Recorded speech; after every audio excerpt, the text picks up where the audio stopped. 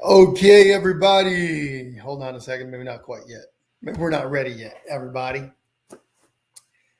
Okay, everyone. How's it going? Happy Saturday.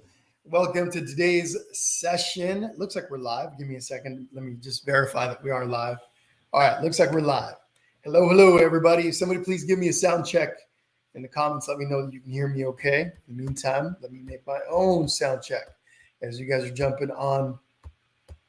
And hello. Okay, cool. It usually takes a little bit for you guys to get the notification, that the live is going on. So as people are jumping on, if somebody's already on, I see some eyeballs are already on the screen. If you can give me a sound check, that would be fantastic. Just let me know. Hey, Jesse, I can hear you just fine. Let's see. Where are my comments? Trying to find those comments. Where are you? Okay, back to the dashboard. There we go. Maybe not. Hey, Penny, how's it going? Debbie, Dooley, how are you? Jandra, hello. Can you guys hear me okay? Okay, Penny says sounds good. Angela says sounds good. Awesome. Fantastic. So, hello from California, says Jandra. Well, hello back to you from California as well. I'm in Southern California, Jandra. Where are you? Hear you, says Roberta Clark. Erica, Missy. All right, the comments are coming through kind of quickly. So if I miss your comment, I do apologize. Here we go. Sophie Curran. Hello. Melissa Salkeld. Sorry, I don't have my glasses on at the moment. So if I mess up your name, I do apologize. But hello to you, Melissa. And all right. So anyway, we're gonna move right into this pretty quickly here in just a moment. As you guys are jumping on, just a few things that I want to say. One, this is being recorded. Okay, so if you can't join today, or if you have to stop partway through, you can come on back and watch the video, which will be available here on Facebook and on my YouTube channel, Painting with Jesse by the same name, through next Sunday. Okay, next Sunday, I take it off. I remove it here from the Painting with Jesse page and from YouTube, and I leave it only in my art membership group on Facebook called Finding Your Brushstroke. I know many of you know I've got a membership group in there. It will go to live there. And so anyway, it'll be available for you guys to watch throughout the week. So as soon as you have a chance, please come on back and participate, because then it disappears. Poof. Next Sunday, okay? So next Sunday at the end of the day. Also, since this is being recorded, well, not since it's being recorded, but the features on Facebook allow you to back the video up. You can pause it, you can back it up at any point during the live. If you miss something, or if you start late, etc., you can back up the video, okay? Please watch the comments. If you see somebody asking these questions throughout the session, if you could, please let them know, hey, Jesse said you can back it up. Jesse said it'll be available for a week, etc., that kind of thing. That way, I don't have to be too worried about missing those questions. So anyhow, my name is Jesse. In case you guys don't know me, I love teaching people how to draw and how to paint here on the Painting with Jesse page and on the YouTube channel. I do at least one live stream to the Painting with Jesse pages a month. Sometimes it's two. It just depends on what's going on. Okay, as I mentioned, I do have an art membership group called Finding Your Brushstroke here in Facebook, and we paint about 6 times a week. Well, we do about 6 events. Some of them incorporate just drawing, but most of them have a drawing and a painting component. Anyway, as far as today, we're going to be drawing and painting these cute little gnomes over to the right side of me. It looks like, I think on the screen, it's probably on the left side. Yeah, screen, left side. But to me, it's on my right side. We're going to be drawing and painting those in we're going to get going here pretty quickly. Just want to go over the supplies list. I am going to take a moment to tape off the edges on my canvas, and I'm going to be using some basic Scotch tape. This is 3/4 inch tape. If you have 1/2 inch tape, if you have an inch tape, whatever size tape you have that you want to use, feel free to do so. You don't need tape. You don't have to tape off your edges if you don't want. But we are going to take the first 5-ish minutes or so and taping off those edges. Okay, I am using an 11 by 14 inch canvas. Okay, what I've done is I've already gone through and just lightly added a little pencil line halfway across vertically on my canvas. So you want to find the middle of your canvas to draw a little line across that. If you're going to be adding tape to that, it just helps guide you. If you're not going to be putting tape on, it still is nice to have that little center line so that you know where you're going to be putting your little gnomes. Okay, so again, tape, canvas. You may be using mixed media paper. Maybe you're going to be doing this on wood board, et cetera, et cetera. That is entirely up to you. When I get to the drawing part of this, on my black back or the dark green background, I'm going to be using a white chalk pencil to draw so that you guys can see what I'm drawing. When I'm drawing on this side, on the left side, with my light green background, I'm going to be using a black pencil or a dark chalk pencil. Okay, that way you guys can see my lines. You guys use whatever drawing utensil you want to use. Also, I did make a stencil or traceable or template available for this, for those of you that need the drawing help. It is available. If you click on the description or look up on the description of this, you're going to see a link at the bottom that takes you to the page that allows you access to that tracer, to the traceable. Okay, so again, there is a traceable available for those of you that don't want to draw freehand. I am going to be drawing this all freehand, and those of you that want to draw along with me can, or you can use that stencil. Okay, so again, look for that in the description of the video. As far as the paint colors that I'm going to be using today, pretty limited palette. I've got some dark green, okay, some dark green that I'm going to be mixing with yellow and white to create the different colors in the background there. I've also got some light green. This one's going to be good to add a little bit of white to create that light background. I also use this to create like that color in there. So a couple of greens. If you've only got one, don't worry about it. Just use whatever green you've got. Okay, so green. Then I've got a little bit of orange. Okay, orange will be used for the beard. Okay, a little bit of orange. So black. I've got some white, and then I've got some pink. I've got some light pink for the pink parts of the gnome. If you don't have pink, you can make it if you have white and red. Okay, so again, pretty basic colors: white, black, a couple of greens, pink, and that will and orange. Oh, and yellow. Yellow, of course, for the buckle, and that will do the trick. Okay, let's see real quick. Donna Burris, I can hear you fine from Nova Scotia. She says, "Fantastic. What's happening, Angie? Welcome back." But okay, so first thing we're going to do. Oh, brushes. Sorry, let's talk about those brushes.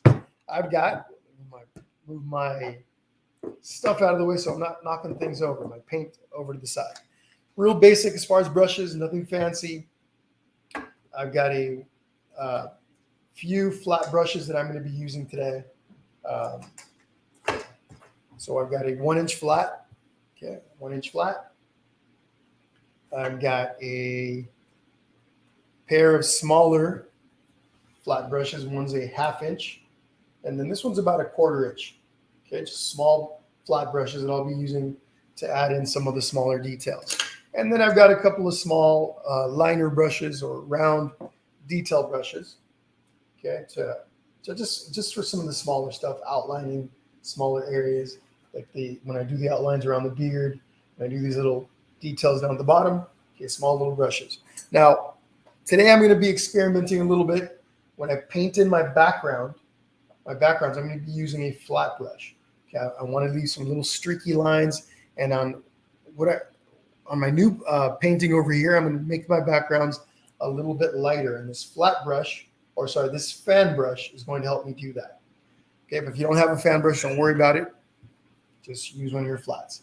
Okay, so pretty basic, nothing fancy. I'm also going to be using a palette knife to mix my colors when we get to that point. All right, so pretty basic. Let's get moving on this. First thing we're going to do is we're going to tape off our edges. Again, for those of you that are going to be doing the taping, okay, taping off your edges, you can do that now if you haven't already. And when I do this, I like to pull my tape all the way across in one large piece. I wrap it around to the sides, and I'm just eyeballing it. Doing my best to make sure my edges match, right? So they line up with the edge of the tape lines up with the top edge of my canvas. If it's a little bit off, it's not going to make a big deal. So we start with that first, okay? I flip my canvas. Oh, paper towels, folks. You're going to want to have paper towels handy if you don't already. If you're newer to painting, paper towels are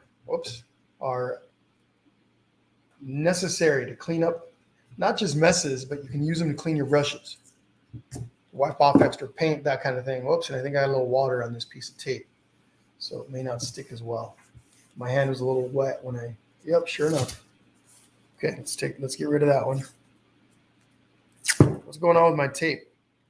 Oh no. I would have some problems with my tape here. It's not that my hand was wet. Something's up with my tape. I might have to start that over again. What do you mean, which one am I doing, Angie? I'm doing both. We're going to do both of them. Okay, side by side. We are doing both. We are doing both, folks. Both of those gnomes. So if you got the stencil, you see that both gnomes are on there. But yeah, we're doing both, Angie. Side by side. All right, folks, you bear with me 1 second. I'm going to try to fix this tape. Otherwise, it's like I've got a bad batch of tape here. Anyway, you continue taping yours. If you're doing taping on, if you're going to be taping yours, go ahead and continue. Otherwise, I'm going to have to switch over to another tape, which is going to be a little thicker than this, I think, because I don't think I have another. Yeah, let me go ahead and do that. Yeah, I'll be right back. Give me a sec.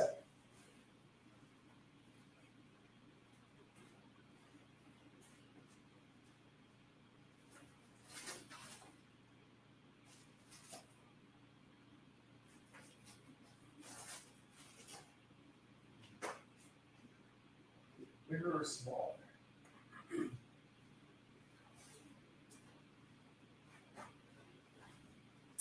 Okay, I've got a choice. I can either go bigger or I go smaller.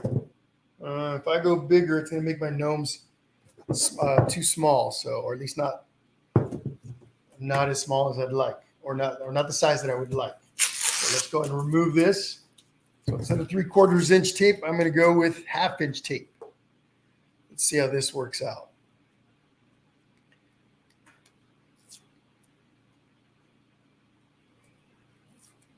All right, here we go. Let's try that again.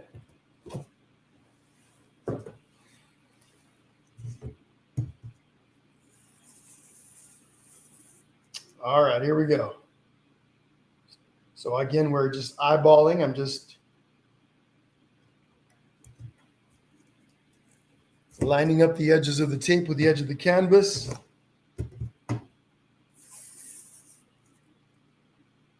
Now this tape right here isn't as good of a tape as the one I started trying to use at the beginning, but we're going to make do. Okay, and then what I like to do is I'm adding the tape on. I like to press down. I want to make sure I'm pressing down on those inside edges. Okay, the inside edge of the tape, very important that we press down on that so that we get as little, if any, paint under the tape. We want to have a nice clean border around those edges.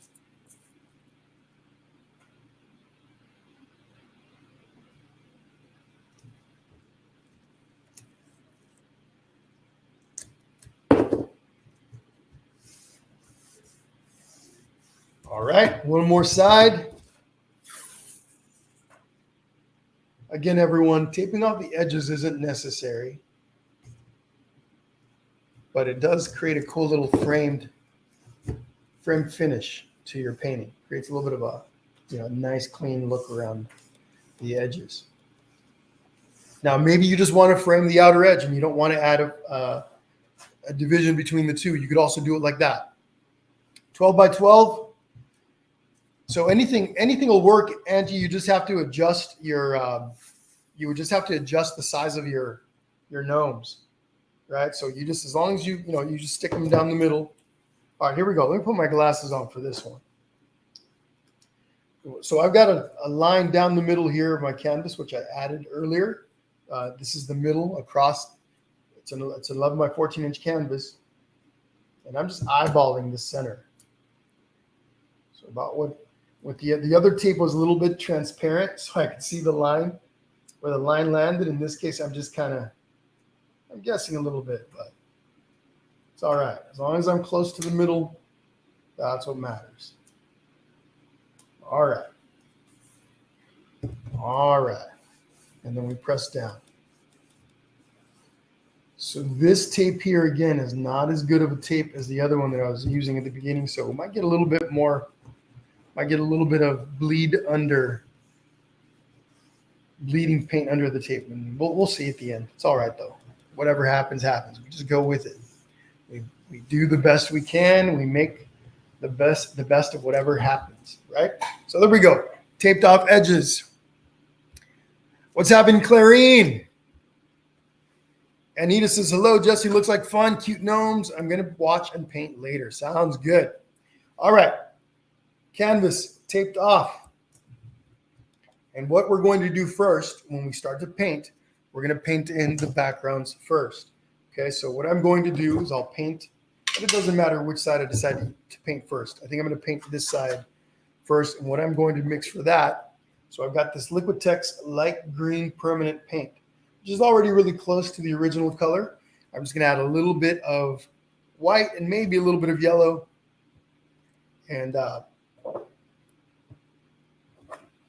these guys like to glue themselves.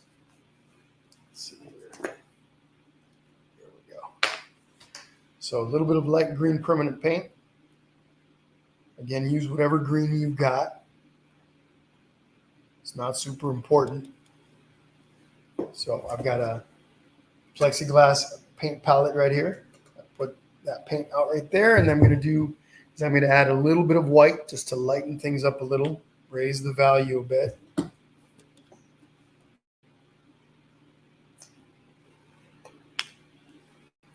Okay, and I don't want to raise it too high. I don't want to make it too light. Okay, palette knife. If you don't have a palette knife, that's okay. Use your brush and bring this white over, maybe a little less than that. Some green, and we're going to mix them up.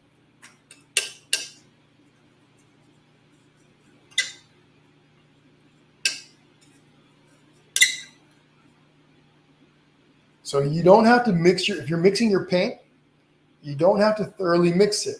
You can leave it kind of streaky. That can create a cool look. Or you can go ahead and blend it all in real nicely so it's all one solid color. Now, acrylic paint dries darker than what it looks like when it first, when it's wet like this. Okay, when I do this and compare it, this is going to dry a little bit more, or get a little darker once it dries. So I have to kind of anticipate that that's what's it's going to change a bit. Okay, now I want more because I want enough to paint the entire canvas, or the entire left side of my canvas. There we go. That's about the color that I want. It's a little lighter than the original, and that's okay. All right. So there we go. Just wipe off the extra. There we go.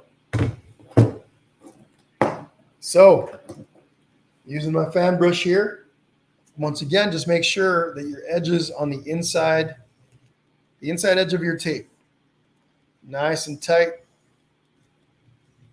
so that it's sticking really well to that canvas, okay? Hey, Michelle, how's it going? Julie Rangel, how are you? Welcome back. I'm going to take my brush. I'm going to dip it in my water cup. If you don't have a rinse cup, you want to have some water in a cup handy for if you're new to acrylic painting, you want to make sure that you've got a rinse cup so that you can leave your brushes sitting in that in between steps. Otherwise, acrylic paint will dry on your brushes, and that is no good. So here we go.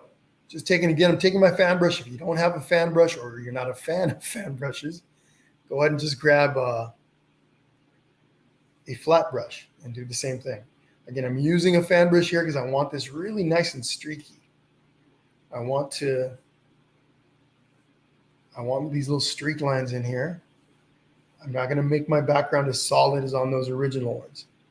When I first started painting those, I did this in the manner that I'm doing it now. And I decided that I would make them more solid. But for this one, I want them a little bit lighter, a little bit more of a rough look. So this fan brush is going to help me achieve that a bit. Okay, just going down a little more water there. So don't forget, normally, depending on the type of paint that you're using, you want to dip your brush in your water and mix it in to the paint to make it easier for that paint to flow onto the canvas. Now, if you're working with a paint like Liquitex or a more flowy paint like Liquitex, you often don't need to add any water, but it usually helps.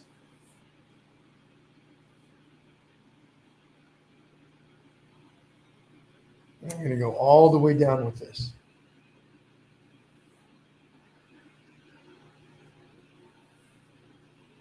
When I get close to my edges, when I'm painting the edges, I want to be careful. I don't want to press. This is a really feathery, light brush, so it's hard for me to push paint underneath my tape with this. But still, when I do brush into the tape or towards the tape, I want to be careful, right? Around the edges, to clean them up, I'm going to go like this.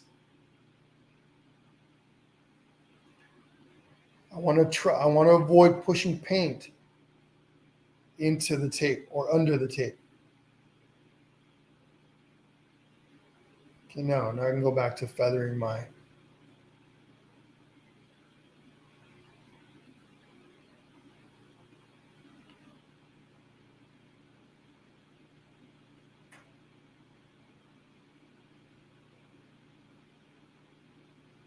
All right, there we go. Now we'll see what that's going to look like. Once it dries, I'll have a better idea as to whether I achieved the look that I want or not.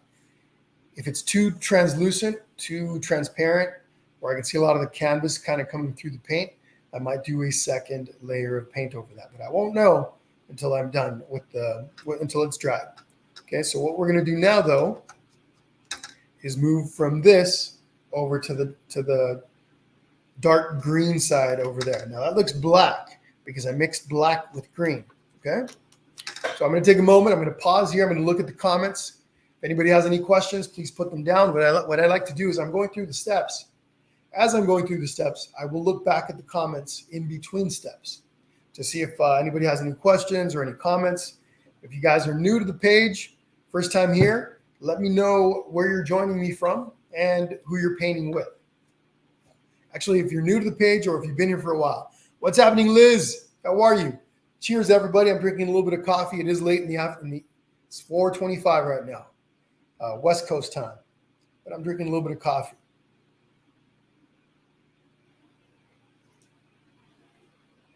Clarine says it's snowing where she is. Sounds cold. Sounds chilly. Everett Nelson says, like the gnomes. Awesome, Everett. Diana, hello from Kentucky. Hello to you. Let's see. Sharon Tiesler says, hello from Georgia.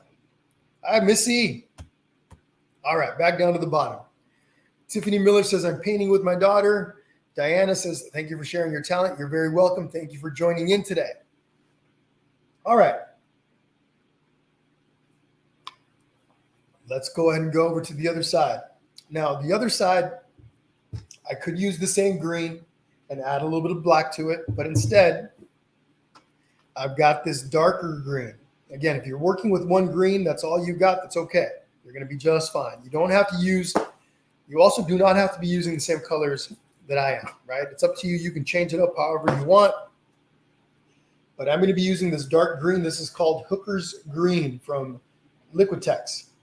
What I do is I'm going to be mixing this with a little bit of black.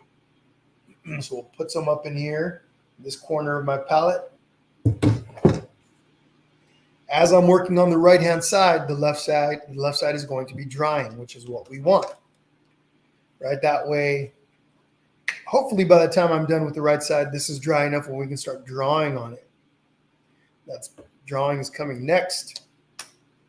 A little bit of Mars Black here from Liquitex.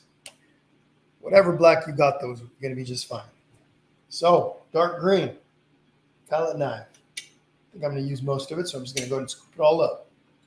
I'll add a little bit of black at a time.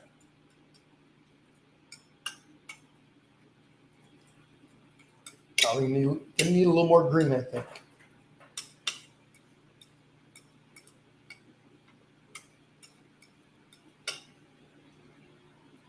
Yep, I'm going to need a bit more green.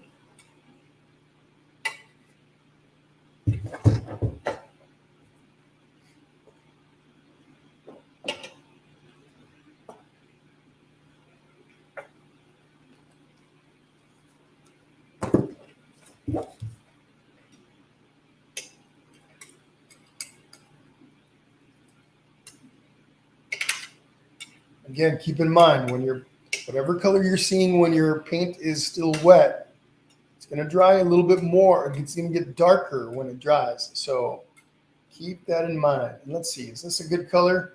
It's a little darker than the original by a little bit. And that's okay. I'm going to go with it. Okay, so we're going with this color. At least I am.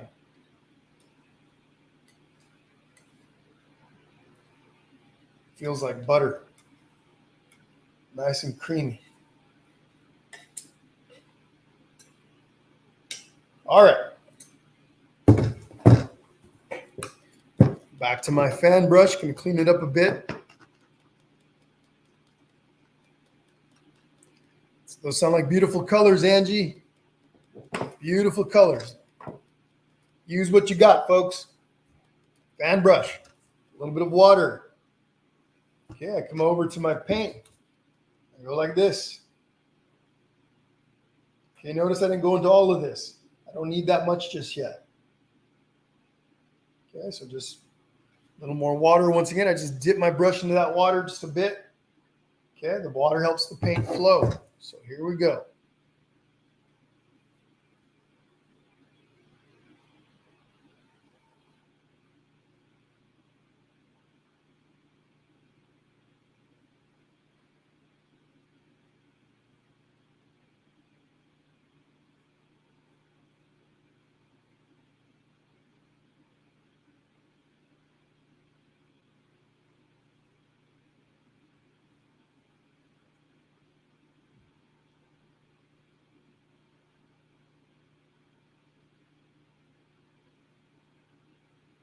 Just going to work our way all the way down.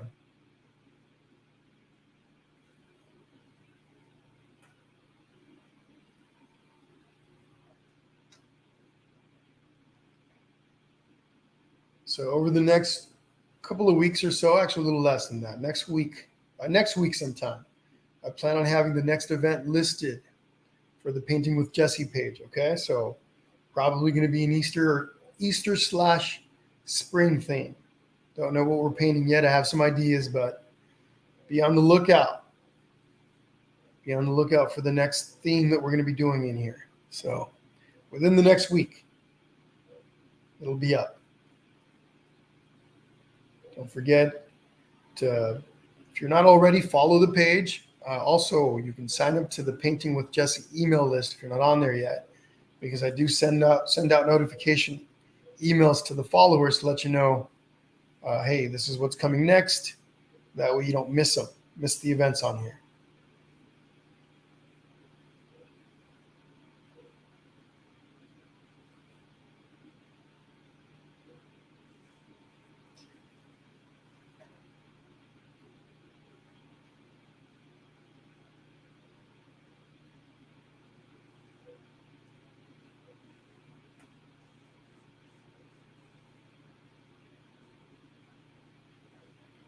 All right, so I've covered the canvas pretty well. Now I'm just working my way back and evening out my lines.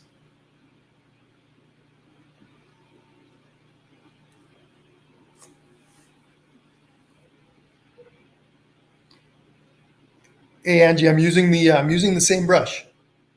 I just cleaned it up.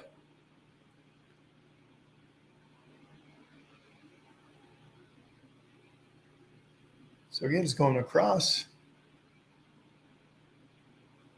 cleaning things up. Sometimes what you'll find is when you tape your edges, it's a little difficult to get into the little nooks and crannies of the very edge where the tape meets the canvas. So with this really dark color, I can see where the areas that need a little extra attention. But you've got to be careful because you can push paint back under that tape, and that's what we're trying to avoid. All right, so here we go.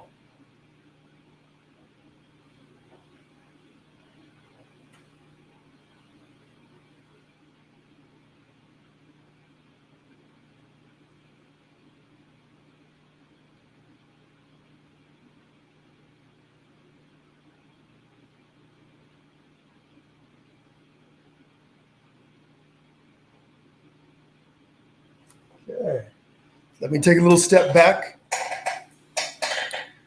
Gender says, from my daughters, they want to paint a bunny for Easter. Okay, a bunny. Cute little Easter bunny. Maybe with a little Easter basket or something. Okay, so what I'm doing right now is I'm taking a step back and I'm just making sure that I've got full coverage and that even though it's just a background, right, that the background looks the way I want it to.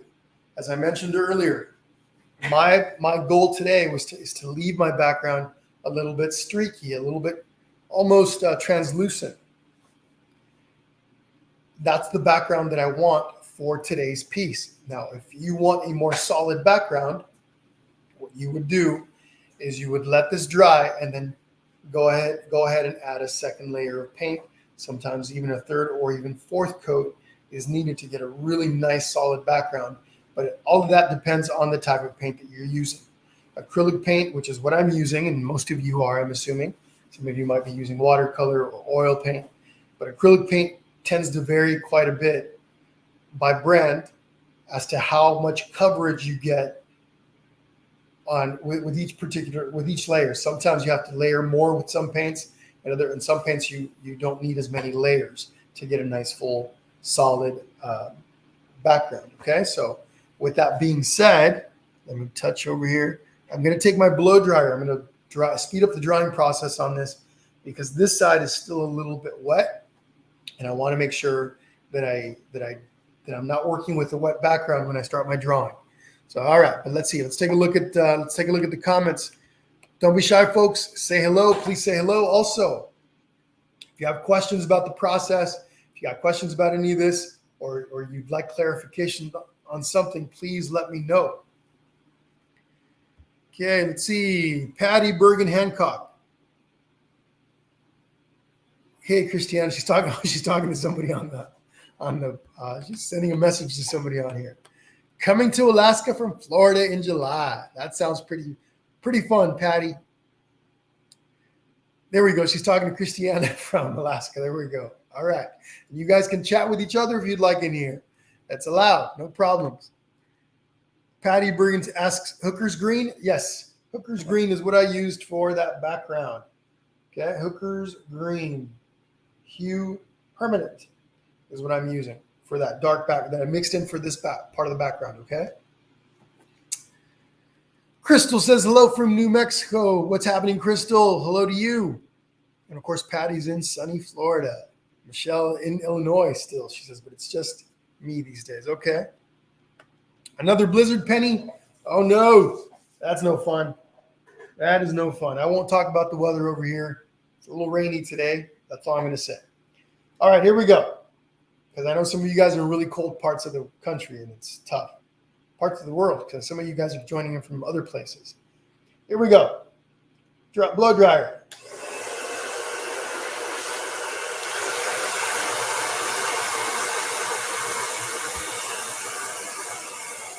What's happening, Brenda? Ivy from San Diego and the San Diego Aztecs. Fantastic, Ivy.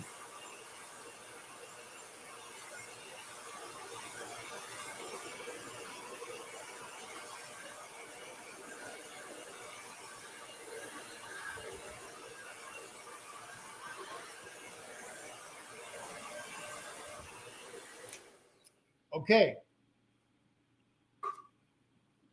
So here's my background. Streaky. Actually, this side's still a little bit wet. I'm going to take my blow dryer and dry that up a bit more. You can see it there in the light where it's reflecting a bit. But anyway, this is the background that I want to work with. Streaky, a little bit transparent.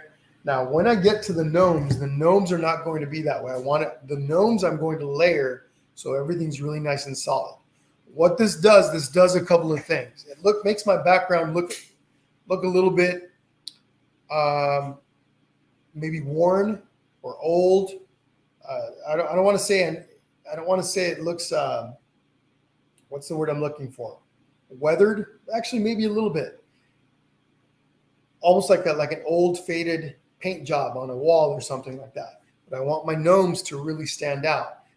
By leaving my background like that, my gnomes are going to stand out more. Okay. However, the nice solid backgrounds like on the original work really well also. So it's up to you, whatever you'd like to do. And again, in this case, if you don't want this kind of a background, you want it more like this, you would go through and add at least one more layer to each side, but it'd probably take you on this. It took me 3 layers to create that really solid background that you see, okay, with my Liquitex paint. But that's entirely up to you. Nancy says, hi from Fresno. We continue to have lots of rain. My girls are enjoying your tutorial. Fantastic, Nancy. Yeah, we're raining. It's raining all over all over California. Penny says, someone can send sun in this direction, help make where did it go? Snow, go away. I wish I had you, Penny. I can't send too much of that over from here because we're having quite a few rainy days, which I enjoy. I like the rain. We don't get a lot of it. So this is kind of cool. All right. Angie has a question. She says, do you dip brush in water between layers? It looks patchy and dry. So the patchy and the dry part goes away with subsequent layers, Angie. So if you got a really patchy background, you want to add more layers of paint, but you want to one layer at a time. Put your layer on, let it dry, next layer, or blow dry it, right? Speed up the drying process with a blow dryer, but you want to let them dry before you add the next layer. If you're adding a layer, second or third layers over wet paint, it gets really messy and can create more blotchiness. Okay, the water part of it isn't as important. You can add water to your paint like I do.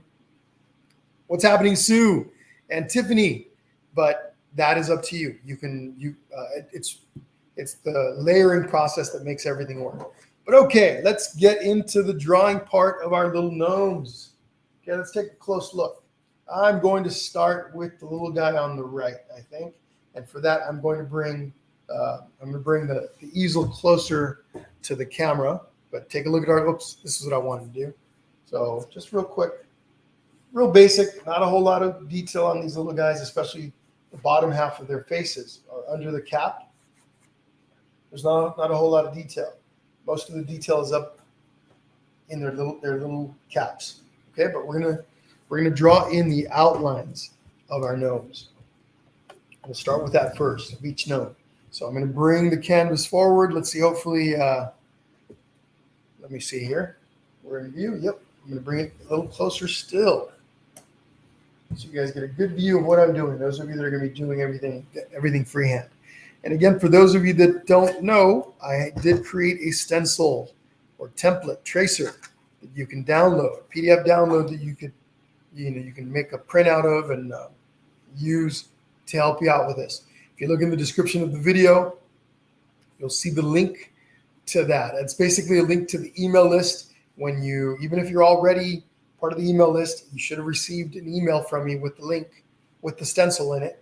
If you didn't, you can click on the link in the description and download that stencil. Okay. But all right, I'm going to start over here on the right side. I'm going to use a white chalk pencil.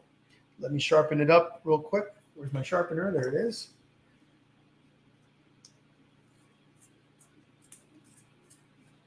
Okay, the reason why I'm using a white chalk pencil is so that it's easy for you guys to see my drawing against the dark background. And what I'm going to start with first is the little line here, this division line, or the line where the hat and the beard meet. That is about, see, I'm going to gauge it from the bottom of my canvas. That's about maybe 3.5 inches from the bottom. Okay, so somewhere like in here. What I'm going to do, I'm going to go like this. Nice curved line that goes across my canvas like that. I don't get I get kind of close to the edges, but not too far over. We can always adjust that part later, okay? Erica, hi from Cali. What's happening, Erica? Okay, now from here, I'm actually going to go down. I'm going to go down into the beard.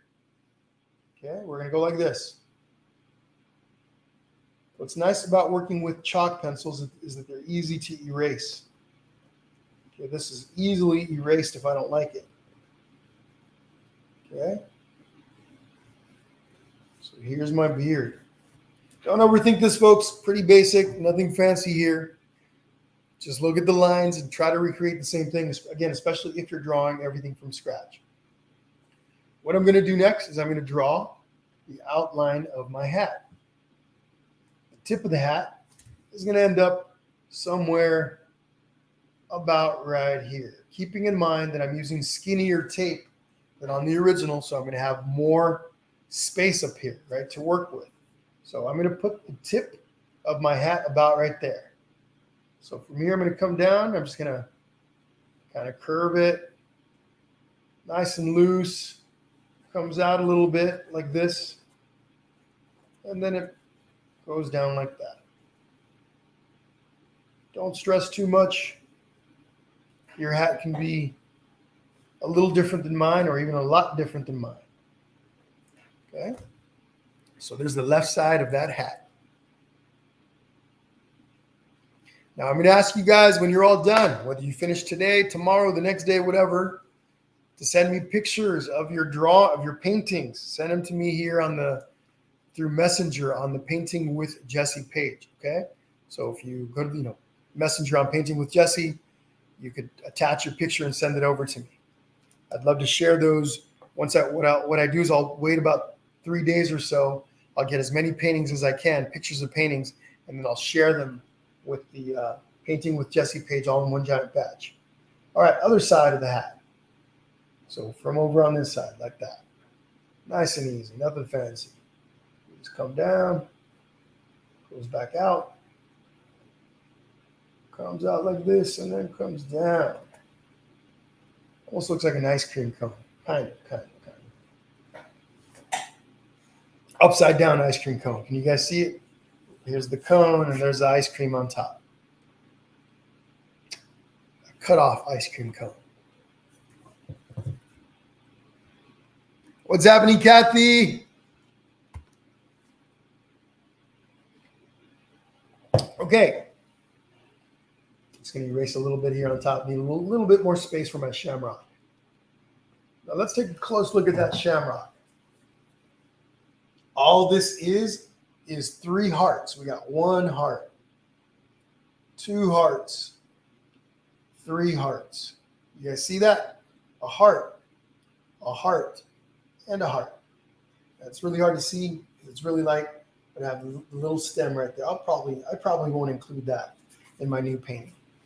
I think it looks better without it. So, little heart. Okay, like that. We'll get back to that here in a second. Okay. Next heart. Just goes like this. They overlap a little bit. Okay. And then the next one. Again, nice and easy, folks. Nothing fancy. People tend to overthink drawing. But if you break things down a little bit at a time into small parts, it makes things a lot easier. All right. And I think I want to make an adjustment. I want to make this a bit smaller. I want to bring the hat in a little bit. Okay, give me a second. Take a paper towel here, get a little bit of water in it. And I'm just going to lightly come across here and remove some of that chalk.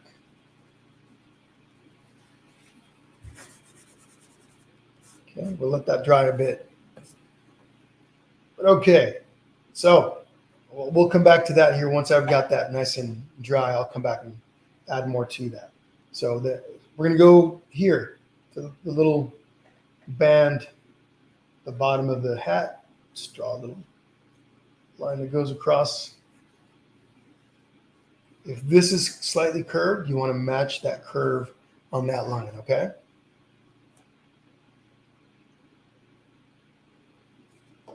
Okay, and then the nose, big ovalish nose, starts kind of up over the band, the edge of the band, and then we just bring that down and almost like an egg, or maybe more like an eggplant, I don't know.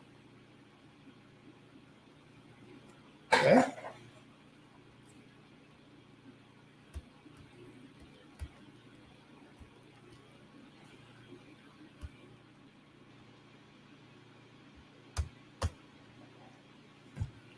All right, where do we go next? Then we go up to the belt buckle. Okay, the belt buckle is just a rectangle, pretty much, rectangular shape. Okay, we can start at the top, come up a little bit, and your buckle can be larger than mine, it could be smaller, all good. Okay, so we got the outside part of the rectangle, and then we do the inside part. Take my pinky and I just put it right up against that canvas to help support my drawing hand. Okay, and then we got this little part right there. Okay, let me give you guys a close-up of that.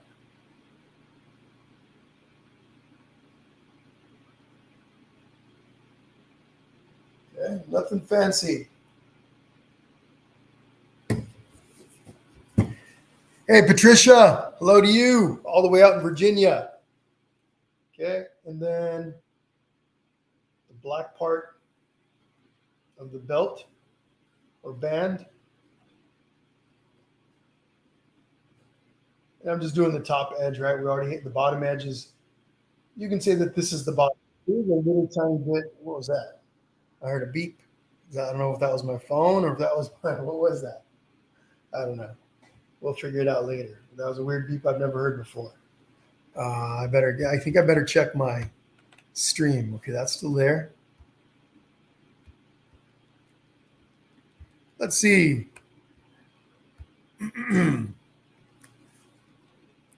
Judy Shepard is on YouTube and says, I've been following you with drawing and I'm doing so much better and prefer it to tracing. Fantastic, Judy. Yep. Makes it more unique too. So for my palette right here, this is a plexiglass palette that you can pick up. I think I picked this one up at Hobby Lobby. This is pretty neat. It's easy to clean. You can wait till the paint is dry, and then you just scrape it off and throw the paint in the trash. Or you can do it when it's wet, wipe it off with a paper towel, and you use it and reuse it and reuse it. All right. Great question, though. Keep them coming, folks. If you have questions, please let me know. All right. Carol Pult says, hello from Wisconsin. First time. Love the gnomes. Awesome, Carol. Thank you for joining in. Hope you're having fun. Or if you're not painting today, maybe you'll come back and paint them and you'll have some fun later. All right, down here, the little accents in the beard. Just going to draw those in really quickly. They're just little kind of curved triangles. Okay, just little tiny elongated triangles. Again, nothing fancy. And I'm going to go ahead, now that this is dry, I'm going to go ahead and come in here and redo my edge just so it's a little skinnier. There we go. That's more like it. And then the last thing we've got to do over here, unless I'm missing something, is the little bands of color, stripes.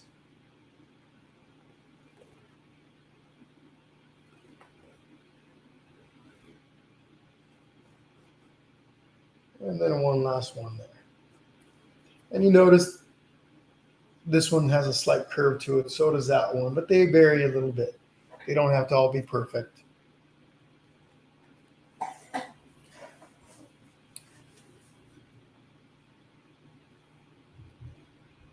Anna and Andrew Hernandez, hello from Texas, going to paint tomorrow with our 90-year-old mom. Thank you for sharing this. My pleasure, Anna. Absolutely. Hello to all of you and your mama. Hope you have some fun. Okay. I'm just going to erase right here, this line. We don't need it, right? The line that's inside that nose could interfere with our paint later when we go ahead and paint that. And that's it. We're done with that side. Okay, nothing fancy. It's a nice little fun gnome, cute little guy. Now we can come over to the other side and do the little guy on the left. Let's see, how am I going to do this so it's easier for you guys to see what I'm doing. I'm going to give you guys a moment so you can catch up on this, and then I'm going to come over to this side. And again, folks, if you fall behind, this is being recorded. You can actually back up the video right now. You can back it up a few minutes if you want. You can back it up all the way to the beginning, okay, if you miss anything. But in just a second, or just a minute, we're going to start over on this side, okay? Do the gnome on the left. Jessica Brooks, hello from Pennsylvania. Hello to you. Patricia Burks, thank you so much. Thank you, thank you. All right. Again, folks, please don't be shy. If you have a question about something, let me know. Okay, over on this side. Let me see how I'm going to do this so that most of the little gnome on the left is visible. And then I've got you a good close-up of what I'm going to be doing over here. Okay, I think that works. So what I'm going to do on this side then, folks, is I'm going to go ahead and be using a dark pencil for this. So it's easy for you guys to see what I'm doing. I can also use a piece of chalk. I do have a little bit of chalk, just an actual stick of chalk. I could use this too. Again, chalk is pretty nice to work with because it's easy to erase.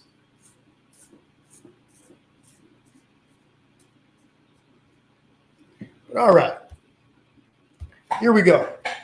And we're gonna do the same thing that we did earlier. We're gonna start in this area here. Okay, now all I've got to do is I'd like my gnomes to be about the same height. So what I'm gonna do is I'm just gonna look across like this and start this line right about the same level. And I'm just eyeballing it. Nothing too fancy. I'm doing it nice and light right now. And they're about the same width. These little guys, they're about the same width. So there's my line. Let's see. Whoops. And my tip just broke. So let's sharpen this again. Hey, Sue, sounds good. Remember, folks, this video is going to be available here on the Painting with Jesse page all the way through next Sunday. Sunday at midnight. Goes away. Actually, lives in my membership group. I've got an art membership group here on Painting with Jesse. Okay. Then, in this case, what I'm going to do is I'm going to go to the hat first. We're going to do the hat. We're going to do the hat part first. We'll come back down here in a bit. So where does this hat go? Comes up, curves over. So almost as high as this one, maybe about here.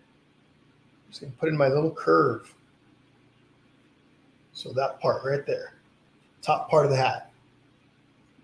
Maybe a little bit higher. A little bit. Just making an adjustment.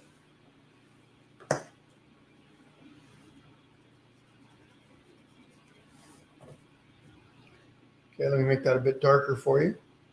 It's going to come down, opens back out, and then comes down like that.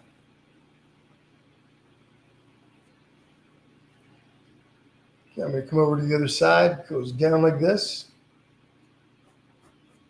Opens up.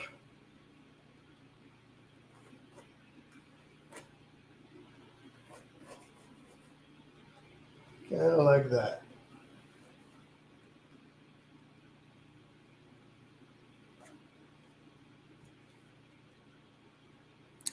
You got it, Kelly.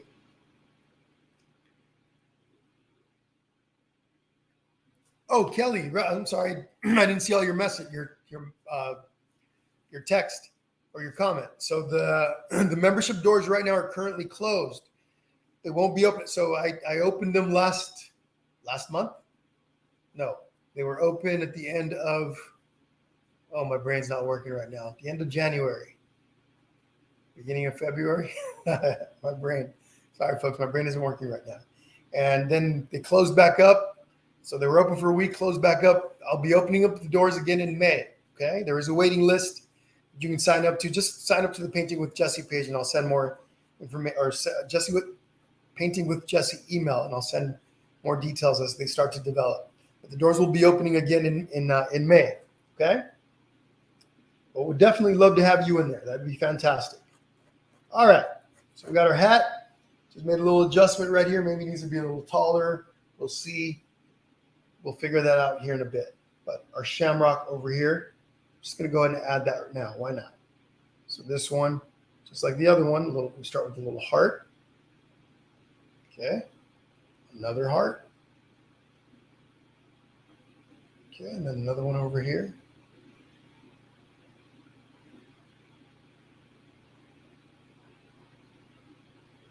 Now this one does have, I'm going to have a little stem on that one, just like there. Perfect, Kelly. That's it. That's the one. Okay. Then back down here, the band, this part right in there. Nice and curved. Okay. Now I'm going to go over to the nose. And the nose is about the same size approximately as this one. Could be larger, could be smaller, doesn't matter too much. That's entirely up to you. And then don't forget, everybody, in case some of you guys are going, man, my gnome is looking way different than his. Don't stress about it. Part of the fun is that each person creates their own version of this. You inject your own style, your own kind of personality goes into it. Your own ability and everything else is going to change the way it looks, especially if you're doing this freehand. So don't stress out about it. Just enjoy it. Have fun. Okay, have fun with it. And you're going to be just fine. So they're close, Angie. They're close. Maybe this one. So these are probably a little bit closer in height. This one's a little bit shorter than that. But the one on the left is a little shorter on both. Okay, so. But they're close. All right, so we've got the nose in place. Maybe we make it a little larger. What I want to do now is add in the mustache. Okay, so what I'm going to do, I can start it from here. I'm just going to come across and come over. Okay, and then it goes up. Big ol', kind of like one of those walrus mustaches. Okay. And then we're going to do the same thing on the other side. There is a little separation between the two edges, so you don't need it if you want to, kind of put them together. That works too. Now we go in the other direction. Goes like that. Comes down, and then connects back up here.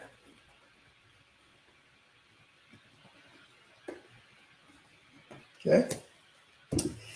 Again, nothing fancy, nothing crazy. What's happening, Sue? Are you painting today, Sue? And then down here.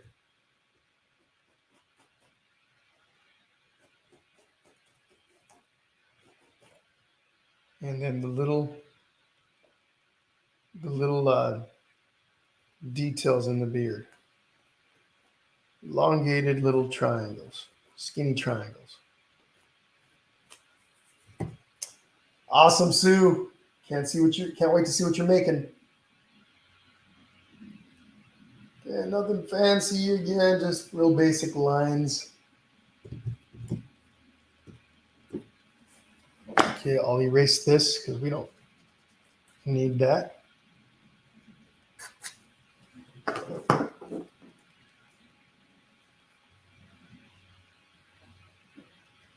And then in a moment, I'm going to go ahead and add in the designs in the hat. Now, of course, if you want to change up the design of yours, maybe you don't want that. What is that?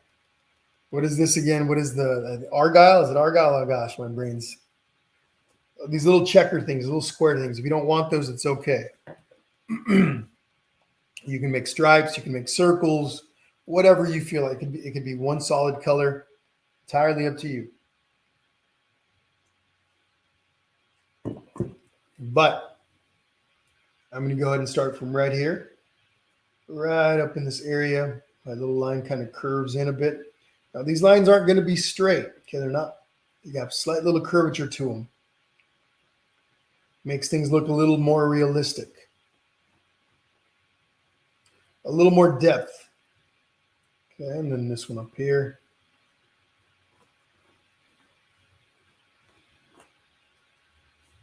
Okay, and one last one up here on top. At least one last one going in this direction. Now, we can start, let's see, here.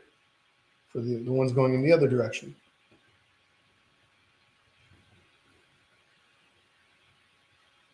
We'll go here.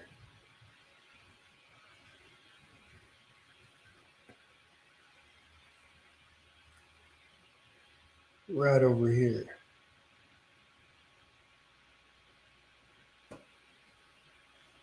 And then one more. This one here doesn't start at the top. It starts right there, okay? That starts right about here. Hey, Elizabeth. How are you? Thank you for jumping on today. And you guys notice I have little extra lines over here. I'll erase those. And if for whatever reason I couldn't erase those, because sometimes it happens depending on the pigment, even when you're using a chalk pencil, if I couldn't erase that, then I would just go ahead and paint my hat further out. Okay, does that make sense? So these lines right here. So this is the line I'm using right now, one on the inside, the edge of my fingernail. This out here these are extra lines when I was sketching everything in. If I can't use those, if I can't erase those completely, then I'll just incorporate them into my hat. All right, let's take a little step back. Do we have everything? Have we included everything in our drawing? Are we missing anything? I think we got it all. All right. So now we can paint.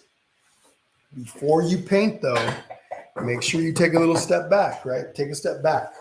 Assess your drawing. Assess where you are. Even if you're using a stencil for this, step back and assess it to make sure that everything is where you want it to be. One thing that I'm going to do actually is I'm going to go ahead and widen the base of my hat here. I could. Maybe I don't need to. Let's see.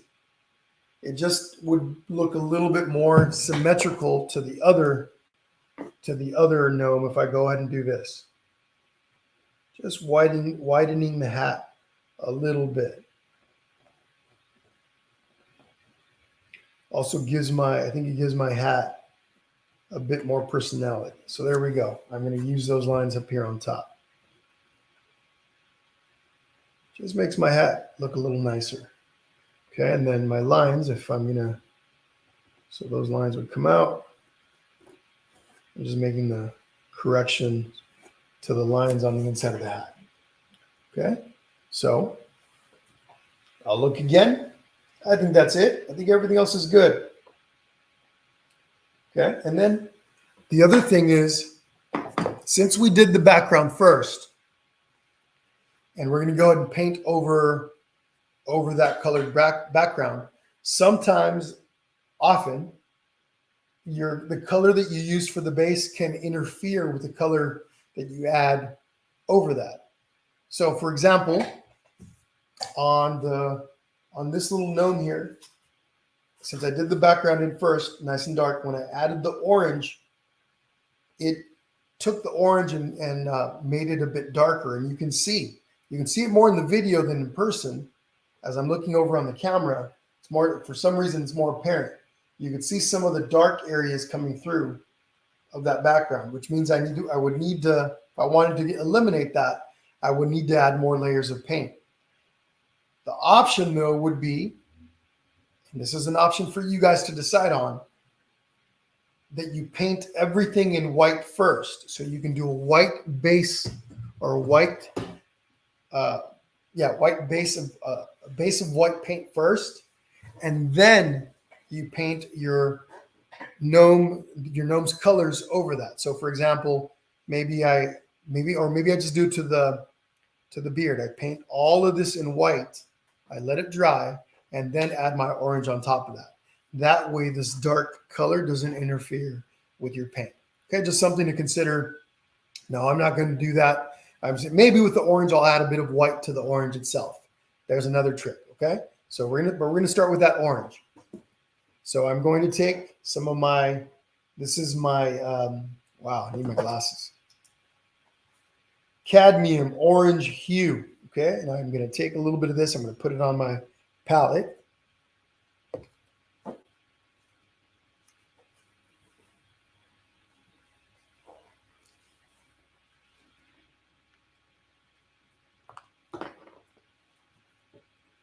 I'll show you what I'm doing here in a second. Whoops, running out of this paint. Might have to go get some more here in a second.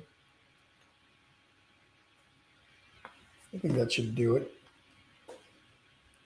So this is what I mean. So I could take white and put a layer of white first, let it dry, and then paint orange on top of that. Another option is to simply paint the orange right over that.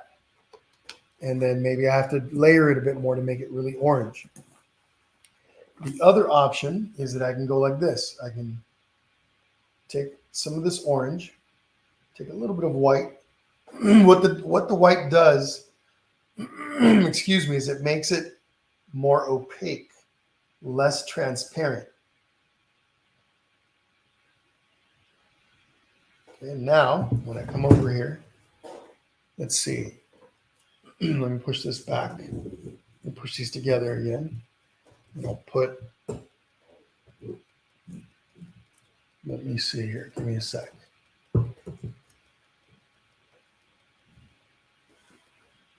Okay. Now, when I do this, I'm still going to have some transparency. So it's still going to be a bit transparent. And I'll have some of that color coming through, but it won't be as much as when I first did it in just orange. And then when I do because I'm going to do at least 2 layers of this paint to make this really nice and bright orange. It might take 3, but this base is going to help. It's going to help with that. And I'm just painting right over my details, my beard's details. I can add those in nice and easily later. Oops, I got to be careful I don't push it and paint underneath my tape.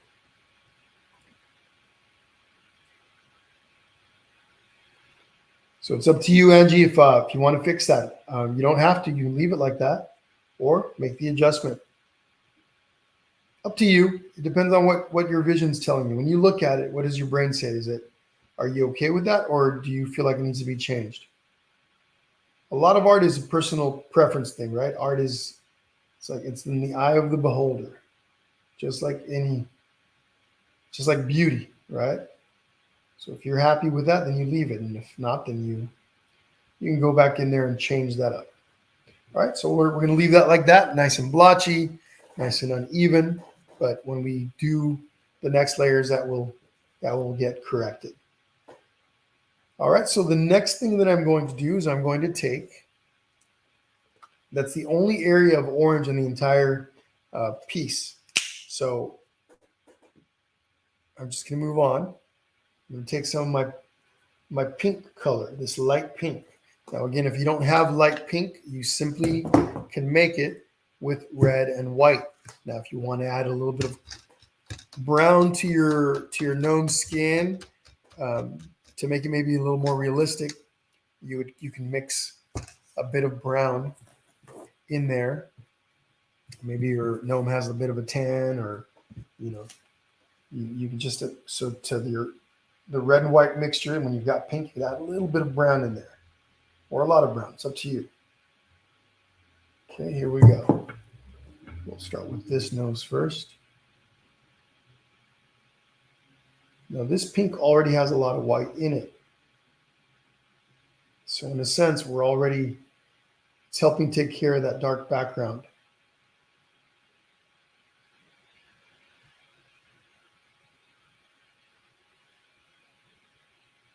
Okay, we'll leave that there. Made my nose a little larger, but it's okay. Now I'm using my 1/2-inch flat brush for this. I forgot, I didn't mention that. I'm using a smaller flat. The smaller the brush, the more control you have over where you're painting. So choose wisely. But in this case, this flat brush worked just fine. Oh, I'm sorry. What was asking about that? Somebody, Angie, yeah, flat brush. Okay, this one's my 1/2-inch flat.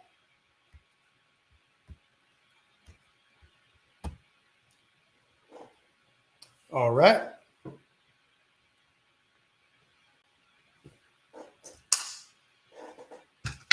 So what I'm going to do next is I'm going to go with my white. I'm going to add in some white in here, and then I'm going to start just kind of jumping around like with my black. I'll do black on all the black on both hats.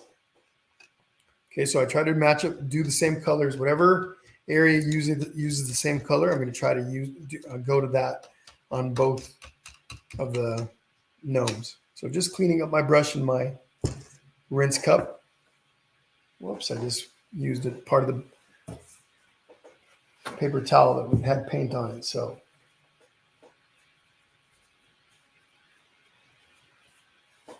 all right.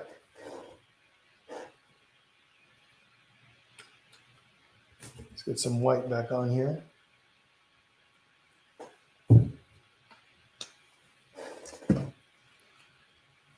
Take my brush here, scoop up that white, and here we go. I got to be careful because the pink is still wet. I don't want to grab that and bring it over.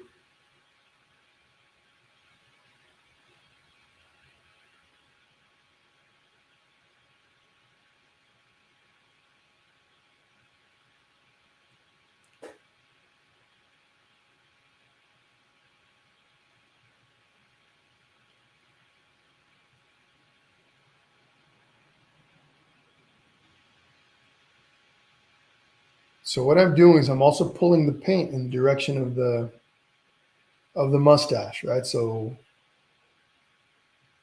there's a little bit of a curve in it, so I just pull. Whoops, I have too much paint on my brush. I put too much on the canvas, so I'm just going to come down here for now. Add some of this paint down here, and I'll go back to the mustache.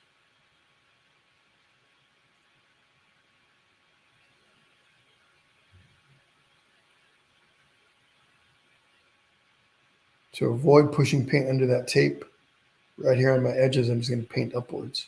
And again, I am painting over those details that I added to the beard, but I'll fix that later. It's easy. That's easily fixed.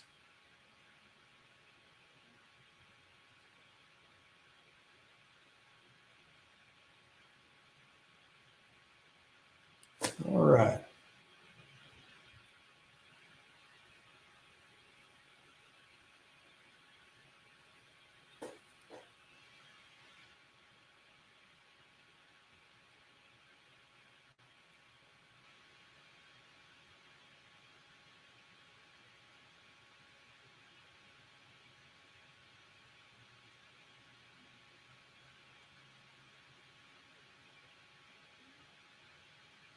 Okay.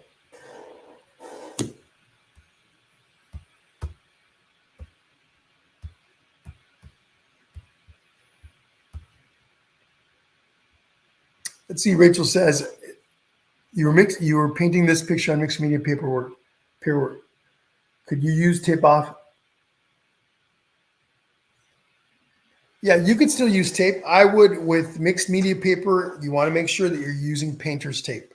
Okay, if you use anything stronger, you can tear the page. You could damage it. So just be careful. Whatever tape you're using, even if it is painter's tape, you want to test a little area first. You take a piece of scratch mixed media paper and then tape some tape onto there. Let it sit for a bit, maybe 10 minutes, and then peel it off. If it comes off nicely, no problem, then you're good. Okay, what's next? Let's work in with some black. Okay, this.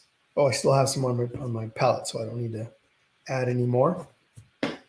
I'm going to switch brushes here. Small. This is a number 5 flat. It's pretty much like a 1/4 inch flat brush. Okay, so a little bit of water in my paint, in my brush.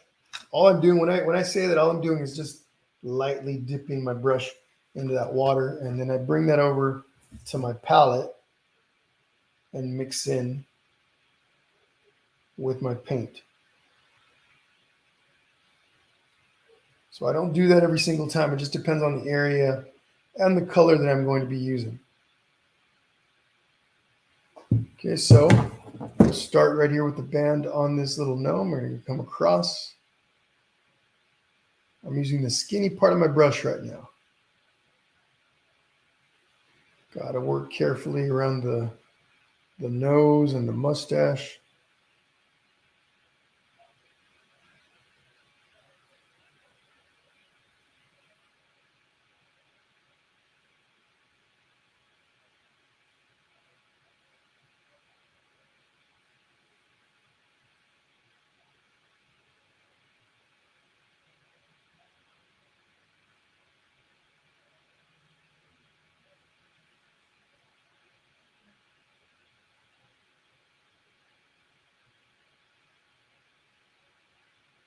All right.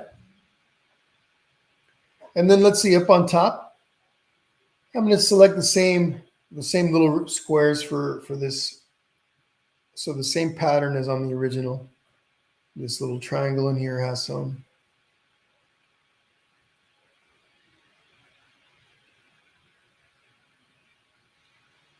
Then I jump up all the way up here.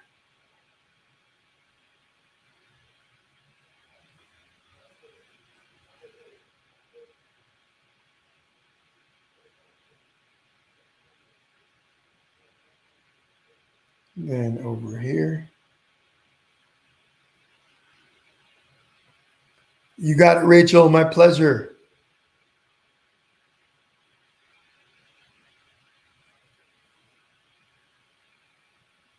Now, if you have whatever tape you have at your house, you can, if you have some, just try that. Try using that. It doesn't have to be painter's tape. It's just, sorry, I think I said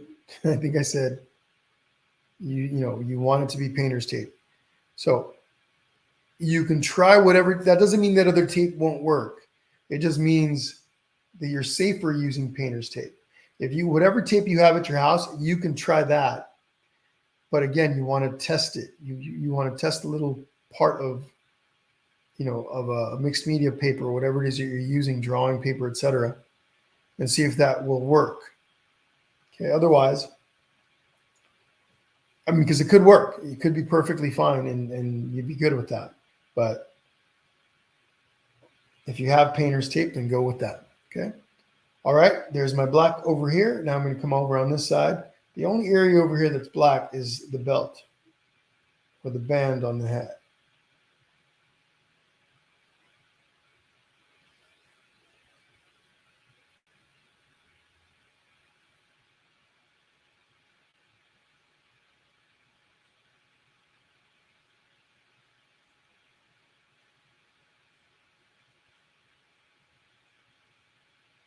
And in here.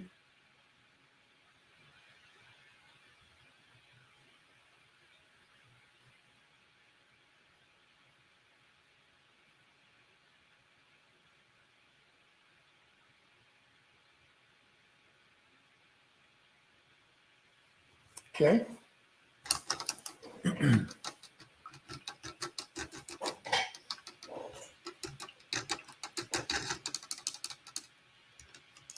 All right, what's next? I'm going to do the 2 shamrocks. But with those, what I am going to do, actually, no, I'm not. I'm just going to go ahead and grab my green and go for it. Little green right here, maybe a little green with some white. And the green that I'm using here is, again, the hooker's green. A little bit of white, mix the two together. Wait, that one's not my hooker's green, is it? Hold on a second. I'm getting myself a little lost over here. I'm actually using my light green permanent, okay? Mixing it with a bit of white. Pretty much what's over here, but maybe a little darker. Again, use whatever green you got, folks. Don't stress too much. Smaller brush, though. You do want to do that. Switch to a smaller brush. Where am I? Where am I? Give me a sec.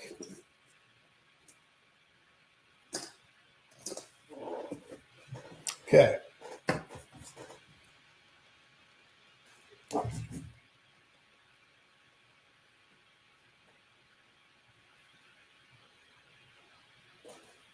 My shamrocks. That's not going to show. Here's what it is. Okay, so I just put out some of the darker green here on my plate, on my palette. And this will now ensure that this shows up. Using a small number 2 flat.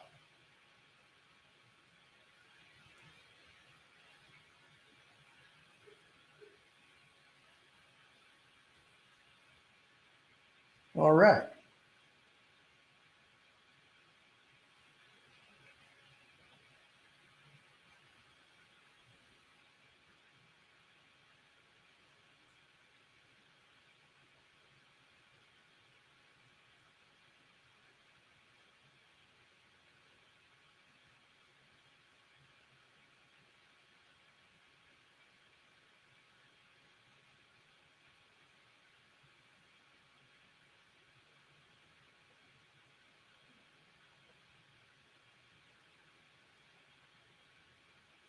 Okay.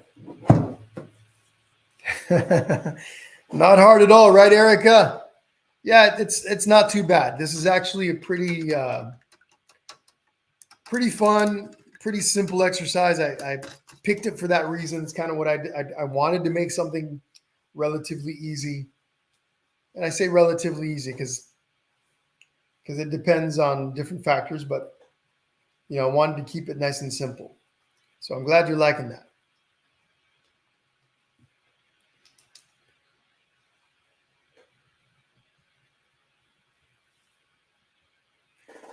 Hey Angie, can you clarify your question on the direction of the?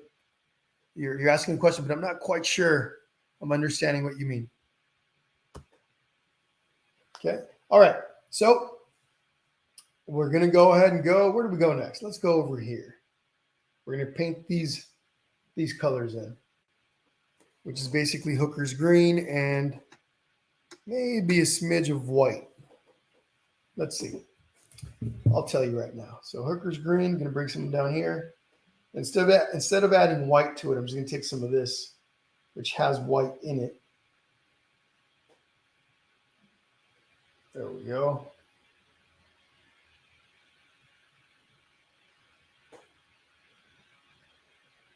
And I leave it kind of streaky. In other words, I don't have to blend the paint perfectly. You can have bits of darker parts and lighter parts. It's all good.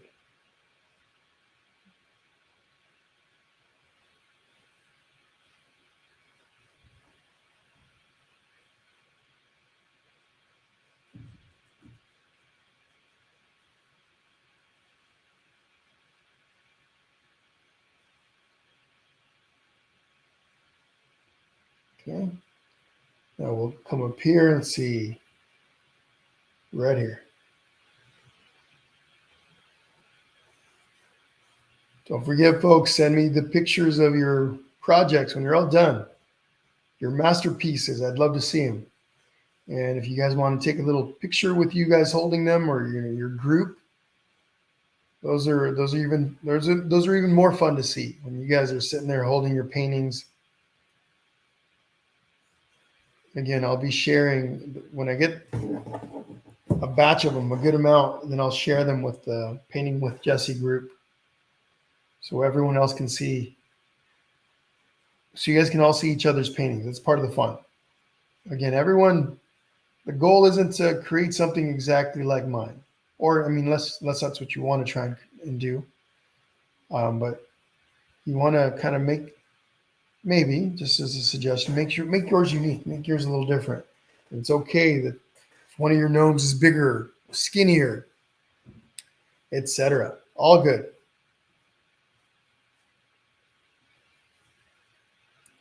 You paint the black line, the black like an outline, or do you stroke in one direction? So you just kind of just fill in the squares, those rectangles or squares or shapes, however you'd like. You can fill them all in and paint, and then maybe straighten out your, correct your brush strokes in any direction. So for example, if I fill this in, let's say I'm going like this, I'm just filling it all in. Then I'll just take my brush and kind of quickly change the direction so it makes it more even. But you don't have to do that. Just get your color inside those squares and you're good. Looks like I missed a little bit right here.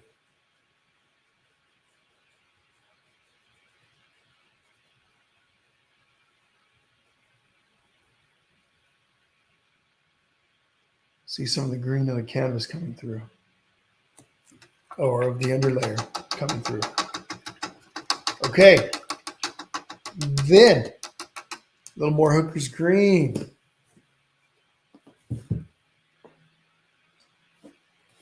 A little more Hooker's green right about there.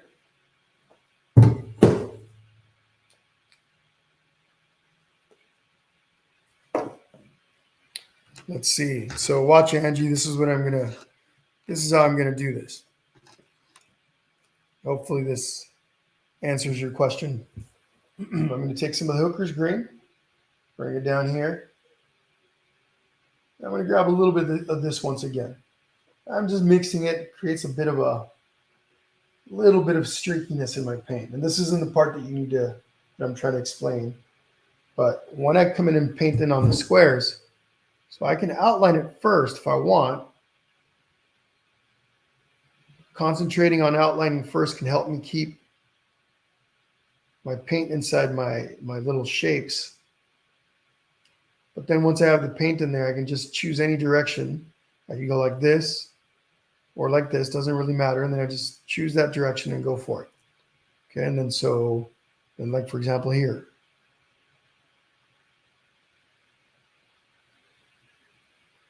And then here we go.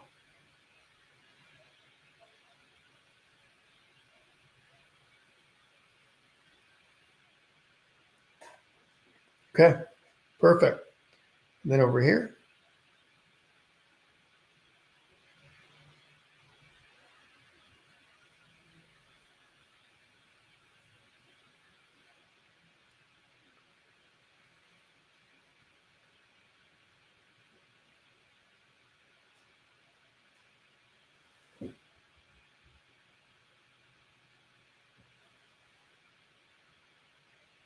Okay, and then up here.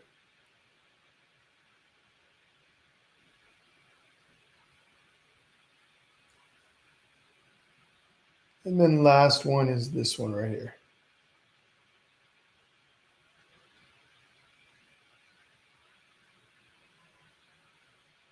So again, this right here, this color is Hooker's green with a little bit of white. That doesn't matter too much. It could be just Hooker's green if you'd like. This one has a bit of Hooker's green and some black. Okay. And you could add that even if you start with this like this, with these colors, you can, once this is dried, you can finish with a layer like that of Hooker's green and black.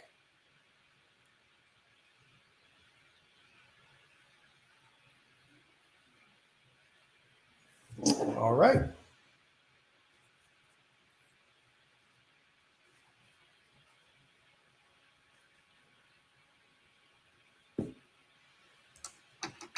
Same brush, my little 1/4 inch flat. This little guy here. Actually, no, this one is, my number 5 flat. Okay, small little brush. So, mainly white. Bring it down over here somewhere. Grab a little bit of this.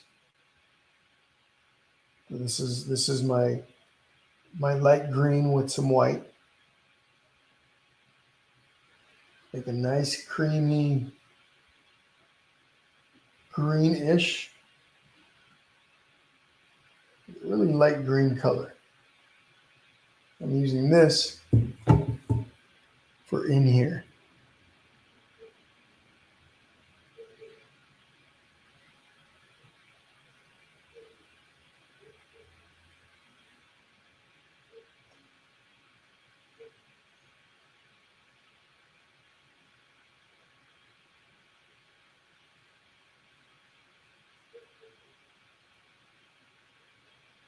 Here.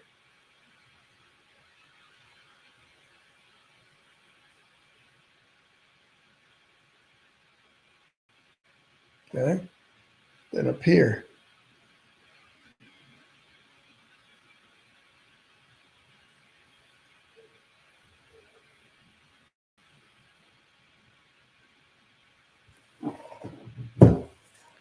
And then in here. Switching brushes though. I'm going to use my little round brush for that because it's a small little section. So I'm just going to come in here.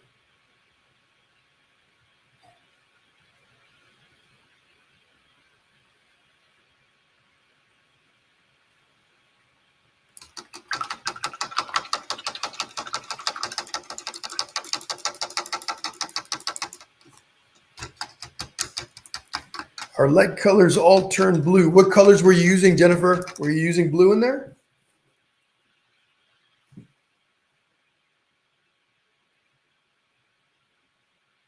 What colors did you mix?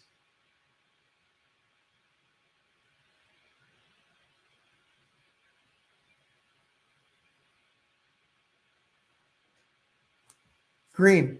Green with white. With white or with what? Because green, so you can't make blue. It might just look bluish, but it's probably still green.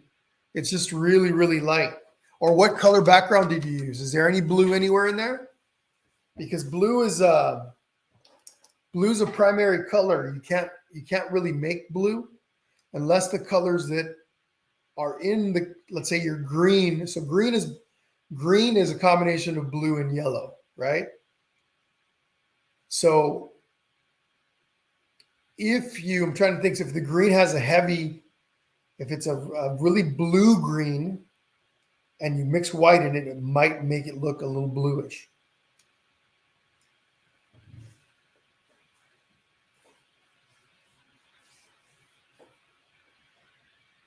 Okay, then we're going to go in here.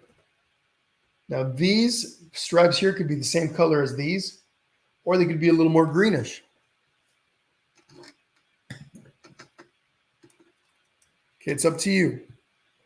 If it makes it easy to just keep the same colors, cool. But I wanted a little bit of a difference, so just taking some of that light green and mixing it in, so I get a color that's a little deeper green than that. And here we go.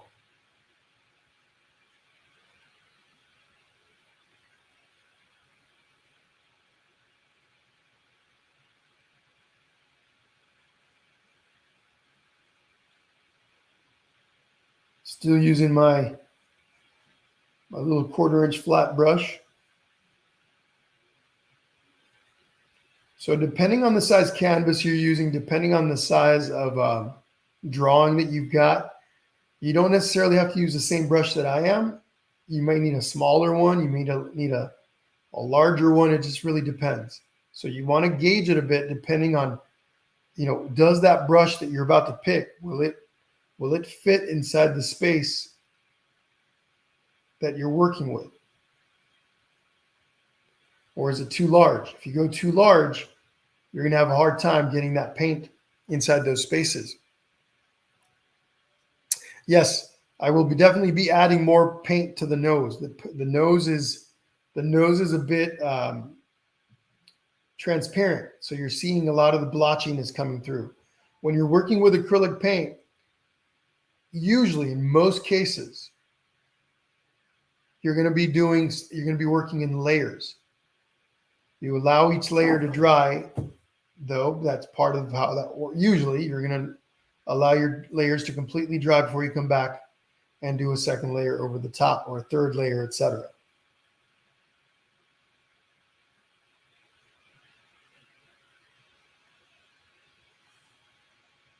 So if you're seeing, let's see, when we painted over top the background for the noses and beard, it changed the pink nose to blue. What color did you, let me see, my nose and beard. What color did you nose?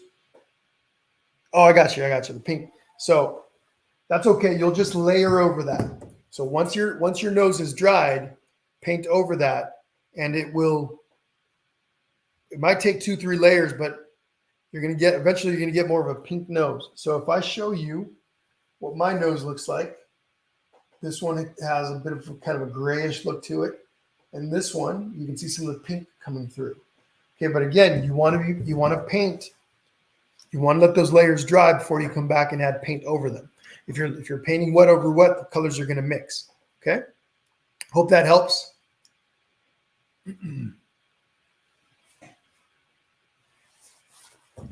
But it is interesting.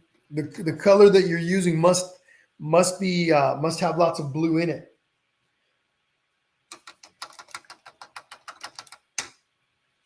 All right. Speaking of which, let's go and do a second layer of paint on those noses. So let me grab my pink.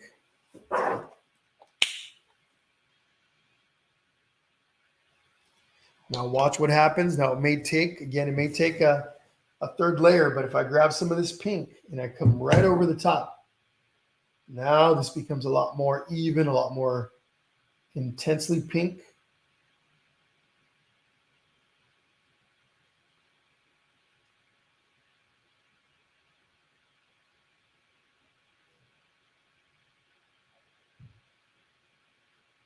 So that may be what you'll do to yours to fix that, okay? So let that area dry for a little bit, just like I did, and then come back over it with some more pink. Okay? And there, much better already. Now I'm going to come back down to that orange again and do a second layer of that. So again, I can choose to mix a little bit of white in here to give it a little bit of opacity. And then we'll go right into it. Still using my 1/4-inch flat. I could go for a little bit of a bigger brush in here, but especially when I'm working around that nose, I want to be able to have good control. So I choose to use a little bit of a smaller brush. So I can get a little more control. What I'm controlling is the edges, right? The edges, I don't want to accidentally paint into the nose because that could be problematic. Not that it would be impossible to fix. You can fix those kind of problems, but why make your work harder if you don't have to? All right, a little bit more orange on my plate.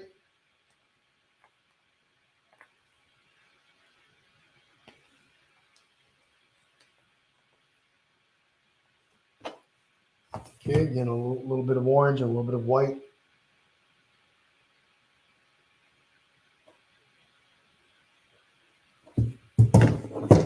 Here we go.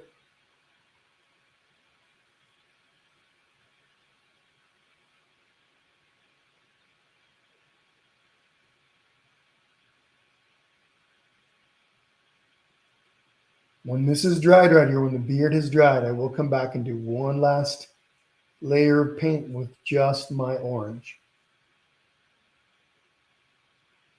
I want this beard to be nice and orange.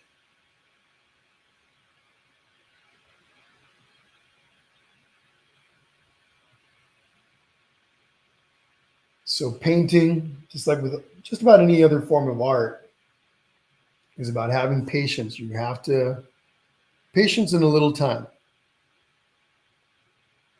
Because you often have to do stuff like this where you're layering and layering and layering.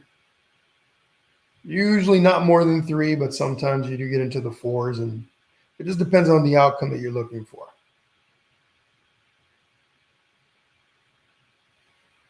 Okay. Going over to that white on the beard.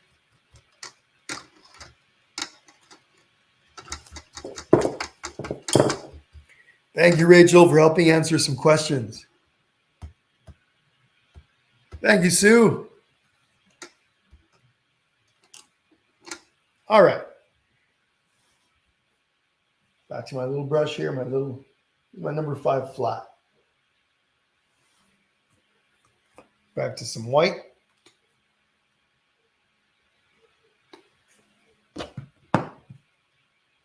Scooping up that white nice and thick.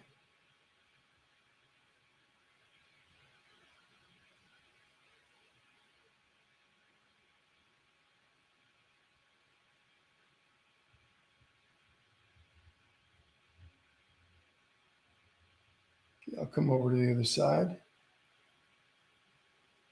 And again, as I'm adding this second layer of white, it's getting nice and bright.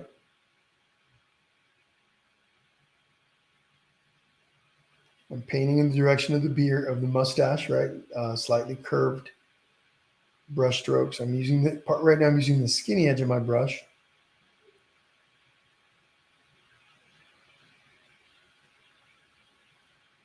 Okay, now I'm going to come down here and I'm going to paint downwards.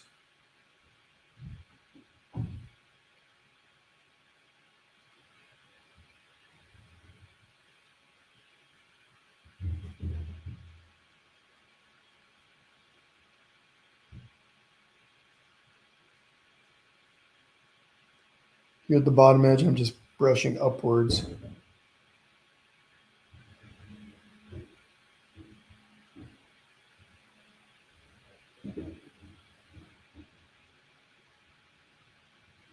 There we go.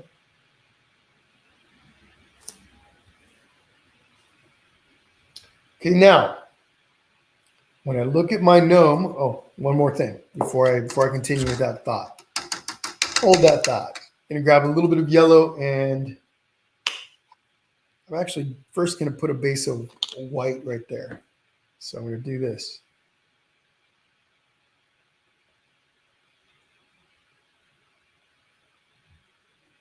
I want my yellow to be nice and bright.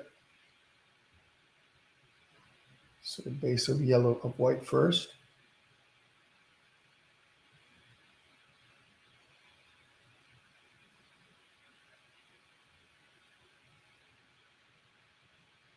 Just like that.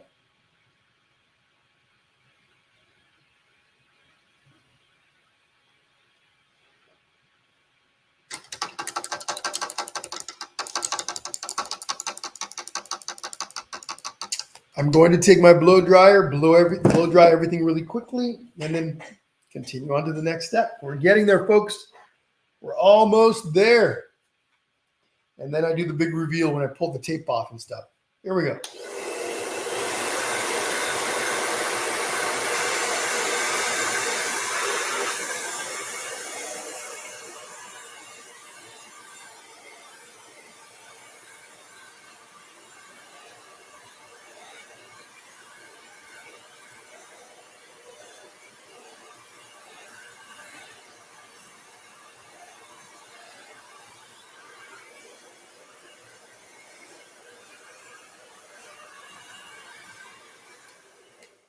So let me give you a close-up of what's going on with this piece so you guys can see what I'm about to address here next.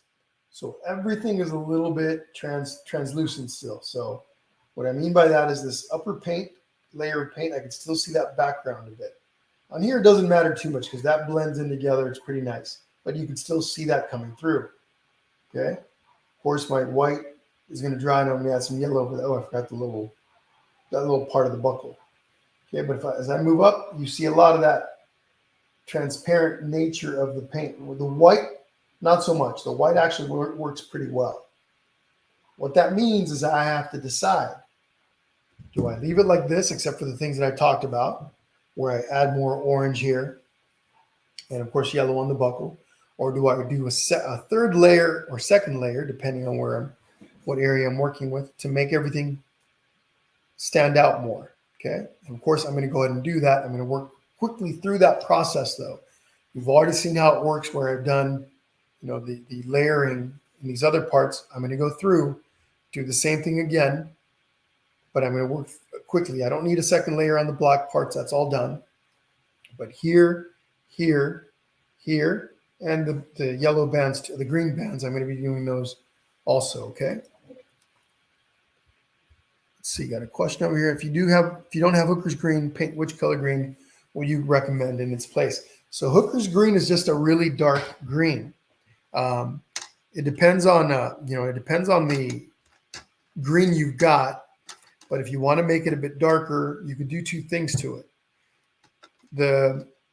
You could add a bit of red, dark red, or just red to green a little bit of red will darken green up.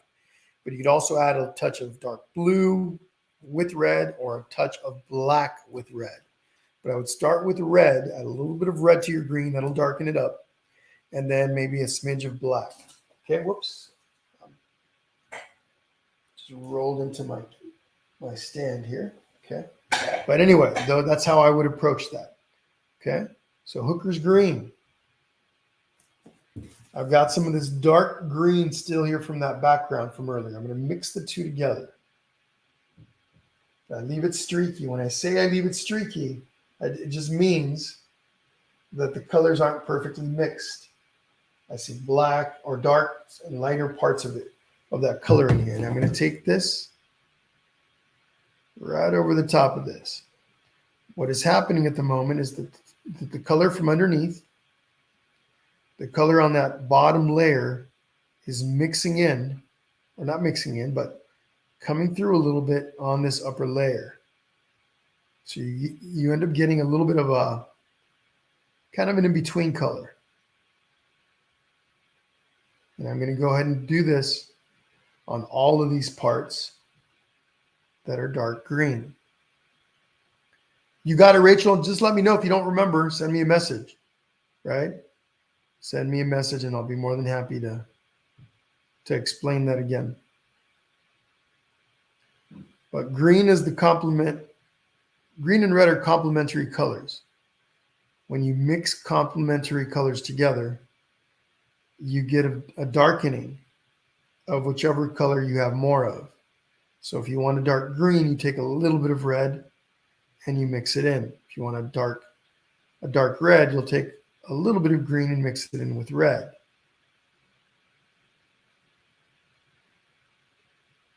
Now, there are different factors at play: the pigments, the brand,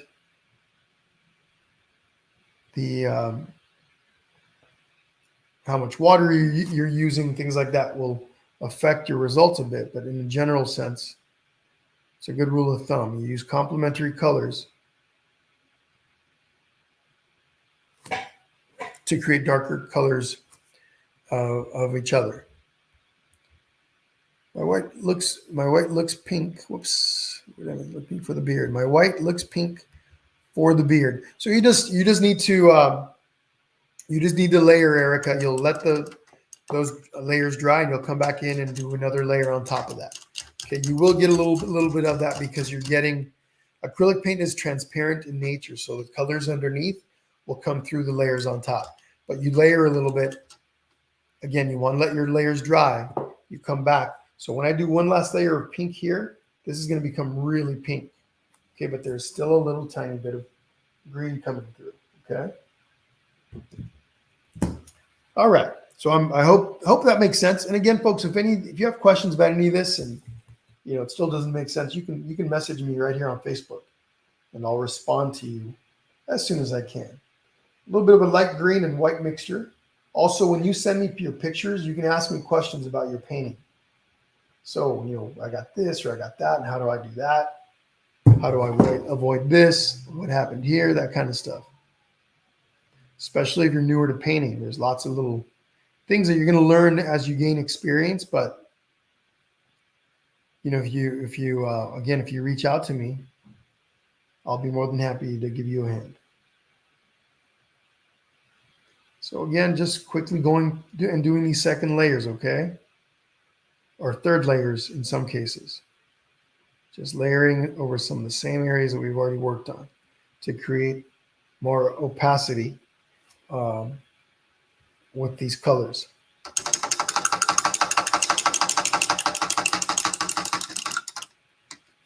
And I'm still working with my little brush, my little flat. Okay, I'm going to take some of the same green that I just used in here. I'm going to bring that right over here.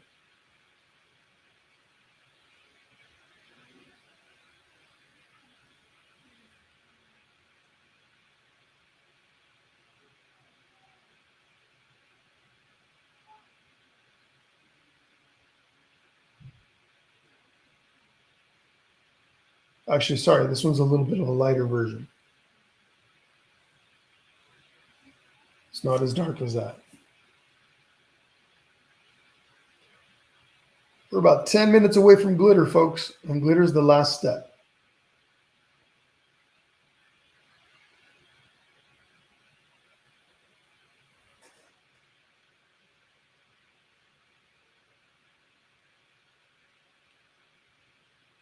So again, don't worry if you're falling behind. I put that in quotes. You can back the video up. You can wait till I'm done if you'd like. Sometimes it helps to watch me do things first, and then you'll come back and do your thing with it.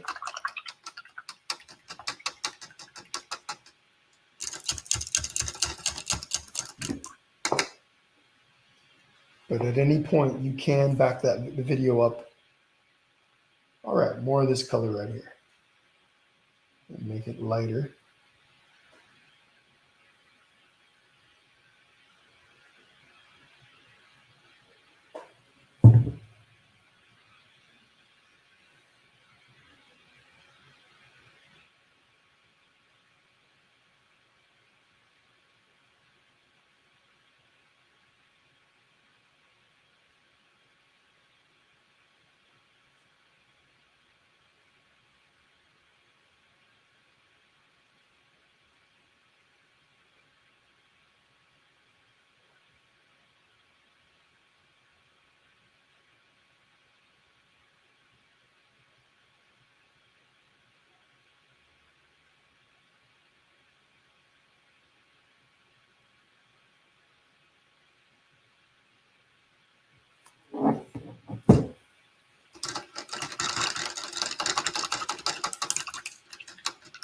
Okay, things are looking pretty good. Back to the noses and then to the orange beard. Yellow for the buckle. Whoops, before I go there, can't forget to add a bit of white to this part right here.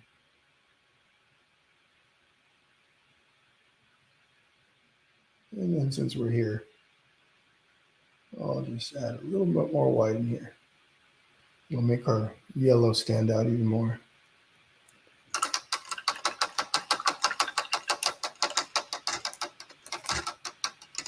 Okay, I'm going to just jump over to the beard, then I'll address the noses in a bit.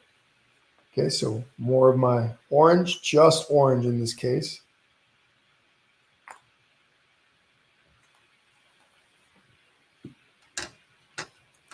All right.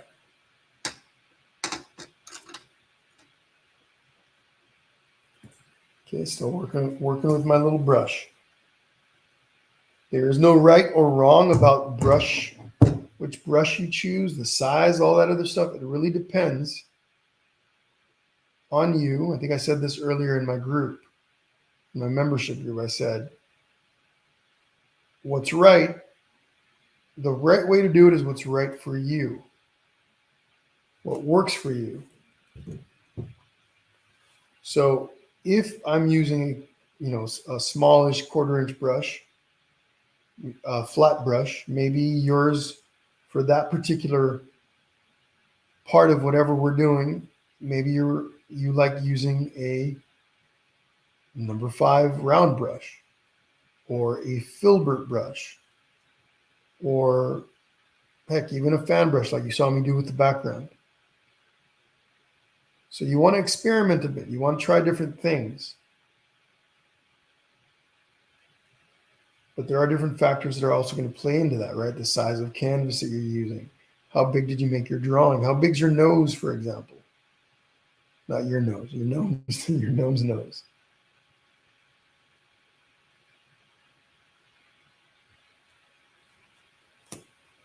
All right, much brighter, much better.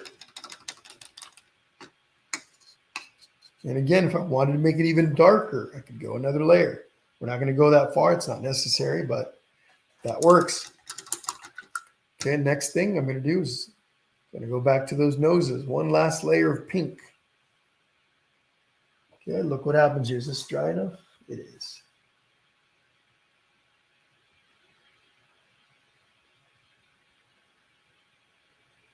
And then, folks, those of you that are talking about, hey, I can see my color's turning pink or or blue, what have you.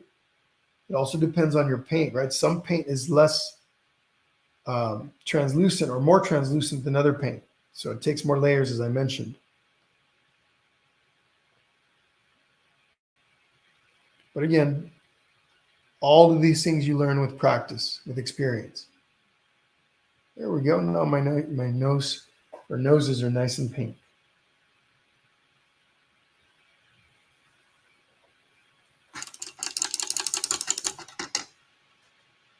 Small round brush. Okay, this is a number 0 round. I'm going to take some pink. Okay, a little bit of pink.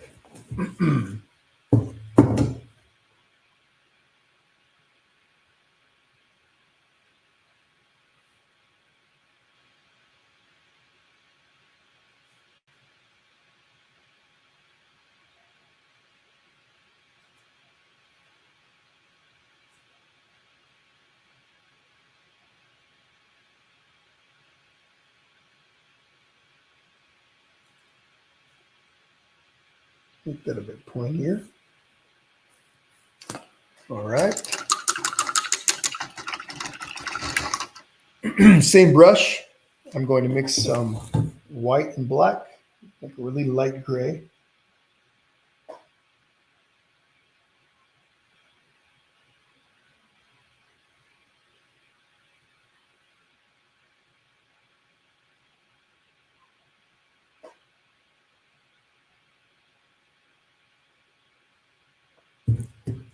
And then right over here.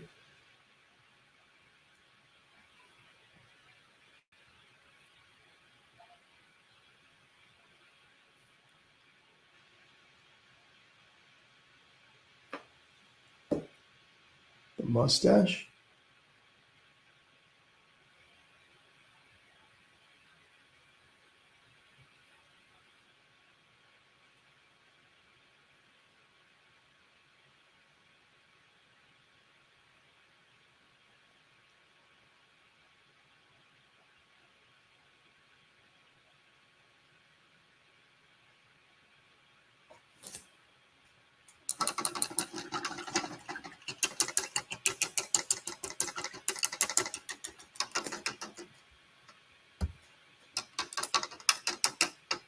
Yeah, if you turn your canvas upside down, or to the side or what have you, it changes your perspective and it's easier to see some of the things that maybe aren't quite right. Or if you're picking something up and you're looking at it, you're going, I'm missing something. What's wrong?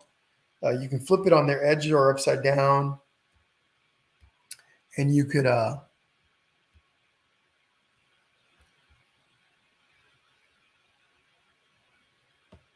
Rachel says, "How can you add shamrocks to the hats as part of the pattern on the hat so that they keep the hat looking?" So you're going to have to vary the sizes. The shamrocks, for example, would be larger in the spaces closer to the center, and on the edges, you're going to have to turn them a bit, make them smaller. But the perspective definitely would change. That can be a little tough. It's not anything that I could explain right now without going through a whole process of showing. And we don't have that kind of time, but it can be done. I think that's a neat idea. It can be really tricky. Okay. But you can experiment a little bit. Can definitely be done though. All right. Some yellow.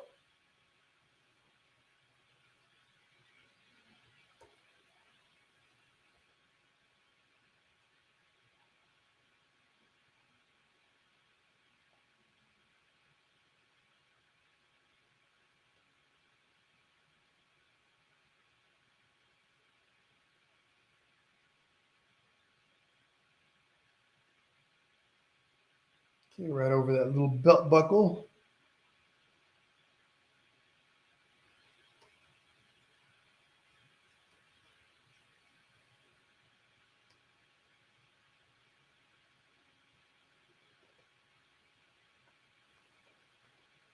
All right. What do we got? Take a little step back, look at it from a distance. Okay, things are looking pretty good. Oh, the little dots in the air, the little white dots. For that, you can use a small round brush, use the tip of the brush, or you can use the back end of the brush also, the handle, and I just dip right into the white paint like this. And I go little tiny dots. I just turn the brush a little bit.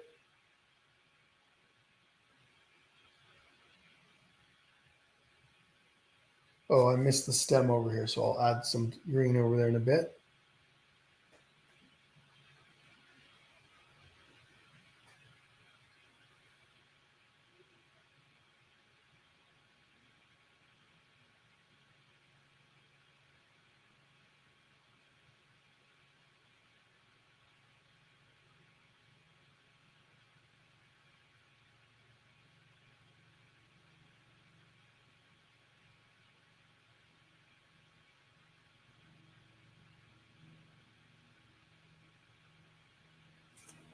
All right. So, glitter. I'm going to take my blow dryer and dry this really quickly so that I can get some glitter on there. When you're adding glitter, you want the area that you're adding it to be nice and dry. Here we go.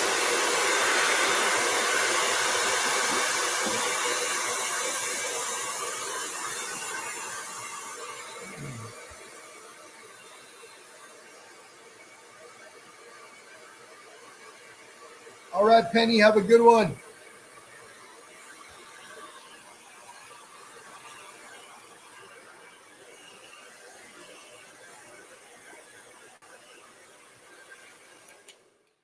So I don't think I mentioned the glitter that I'll be using, but before I talk about that really quickly, it's glitter glue, and when you apply it, it looks like this. Okay. And I'm using two types today. I'm going to be using this glitter, green glitter from Glitterific. Okay. And I'll be using this glitter glue, which is, again, same thing, just finer. In this case, we got some really fine bits of glitter. This one I found at Walmart, I think. And this one's from Hobby Lobby, and I think Michael's carries these too. Now, the thing with glitter, you're going to brush it on just like you do paint. For those of you that aren't familiar with this stuff, so let me grab a nice, let's see, this brush will do.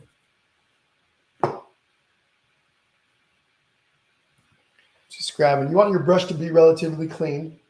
You don't want there to be any wet paint on it. So all I'm going to do in this case is I'm going to reach down into the bottle and scoop it up. Looks like this. Real pretty. Let's see. And you could add it wherever you want. But it spreads real nicely.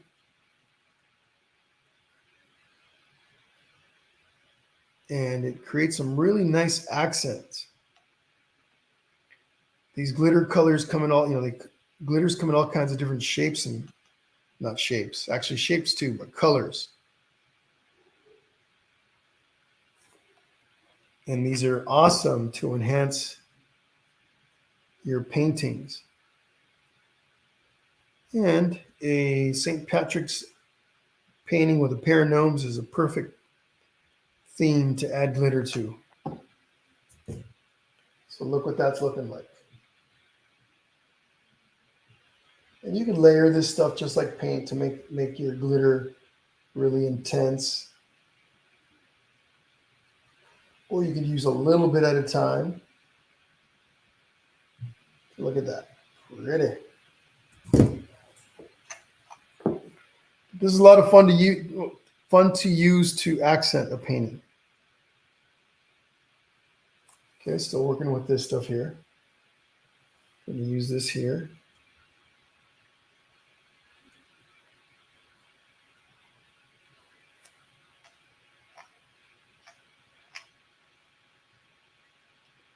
All right, folks, we're finishing up here in a moment. After I'm done with this glitter, I'm going to remove the tape on my piece.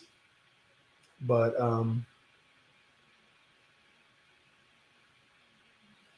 stay tuned for the reveal for that. Don't forget to send me your paintings, pictures of your paintings. I'd love to see your work. And then, like I said, I share those with the rest of the Painting with Jesse group. And everyone gets a chance to see what other people created. Part of the fun.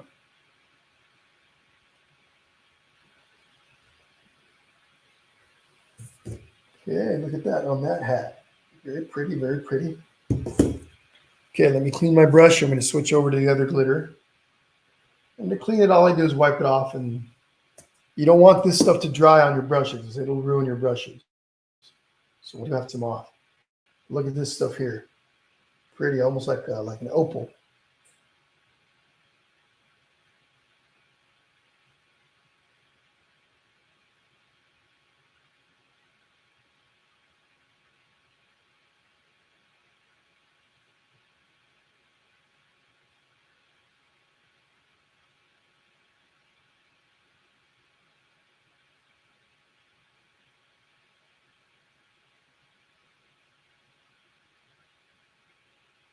All right.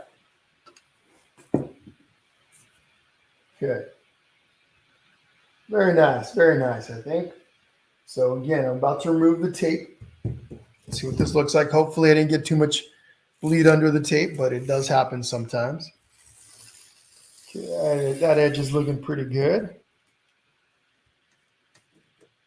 Hi, Diana. Thank you. Well, where's the... There it is.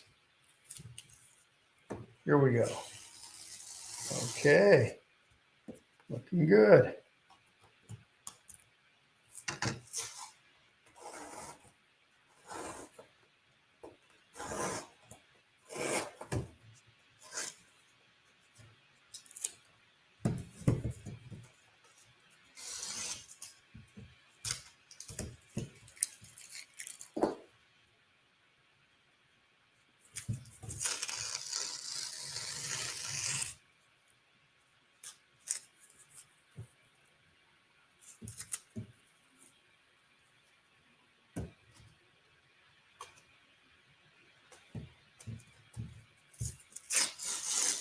All right. Look at that. Very cool. Very cool. The tape actually worked out better than I was expecting it to. What do you guys think?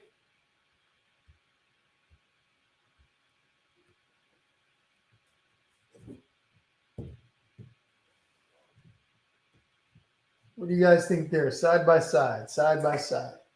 Let me pull the camera back a little bit. Pretty dang close.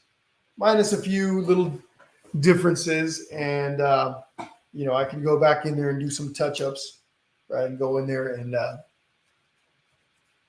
modify things a little bit, just clean things up a little.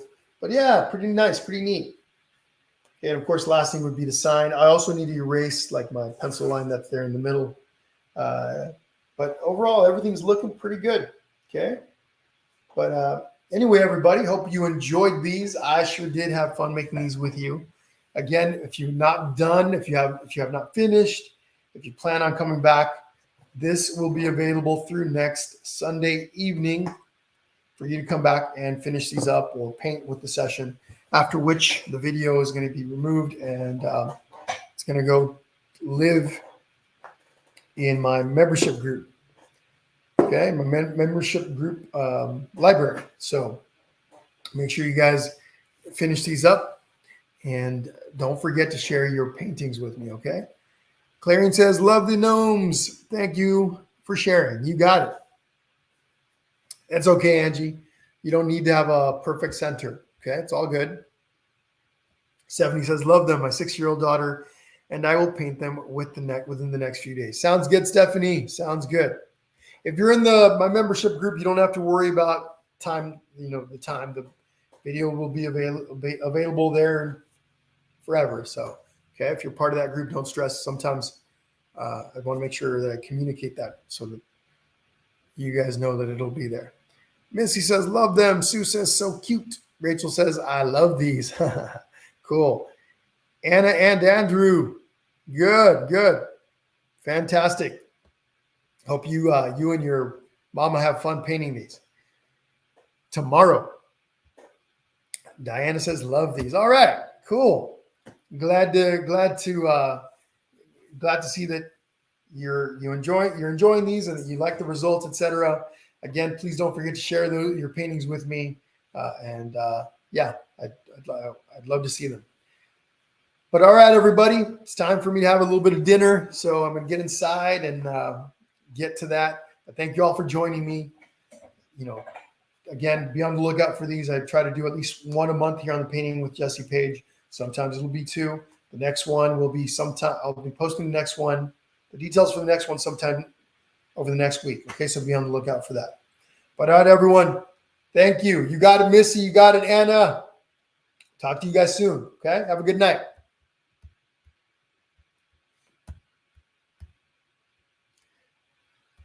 Oh, some of the people on the YouTube page. Hi, Tracy. How are you? From the Northeast Kingdom of Vermont. Where do you get your chalk pencils? So chalk pencils, I picked those up at Hobby Lobby. The brand is, give me a second, where did I leave my chalk pencil? Right in front of me, just behind my water cup. Yeah, I use the General brand chalk pencil. These are really nice. Okay, so Generals. There's other brands out there that'll work also. Okay. All right, Judy. Thank you. All right. Bye, guys. Have a good one.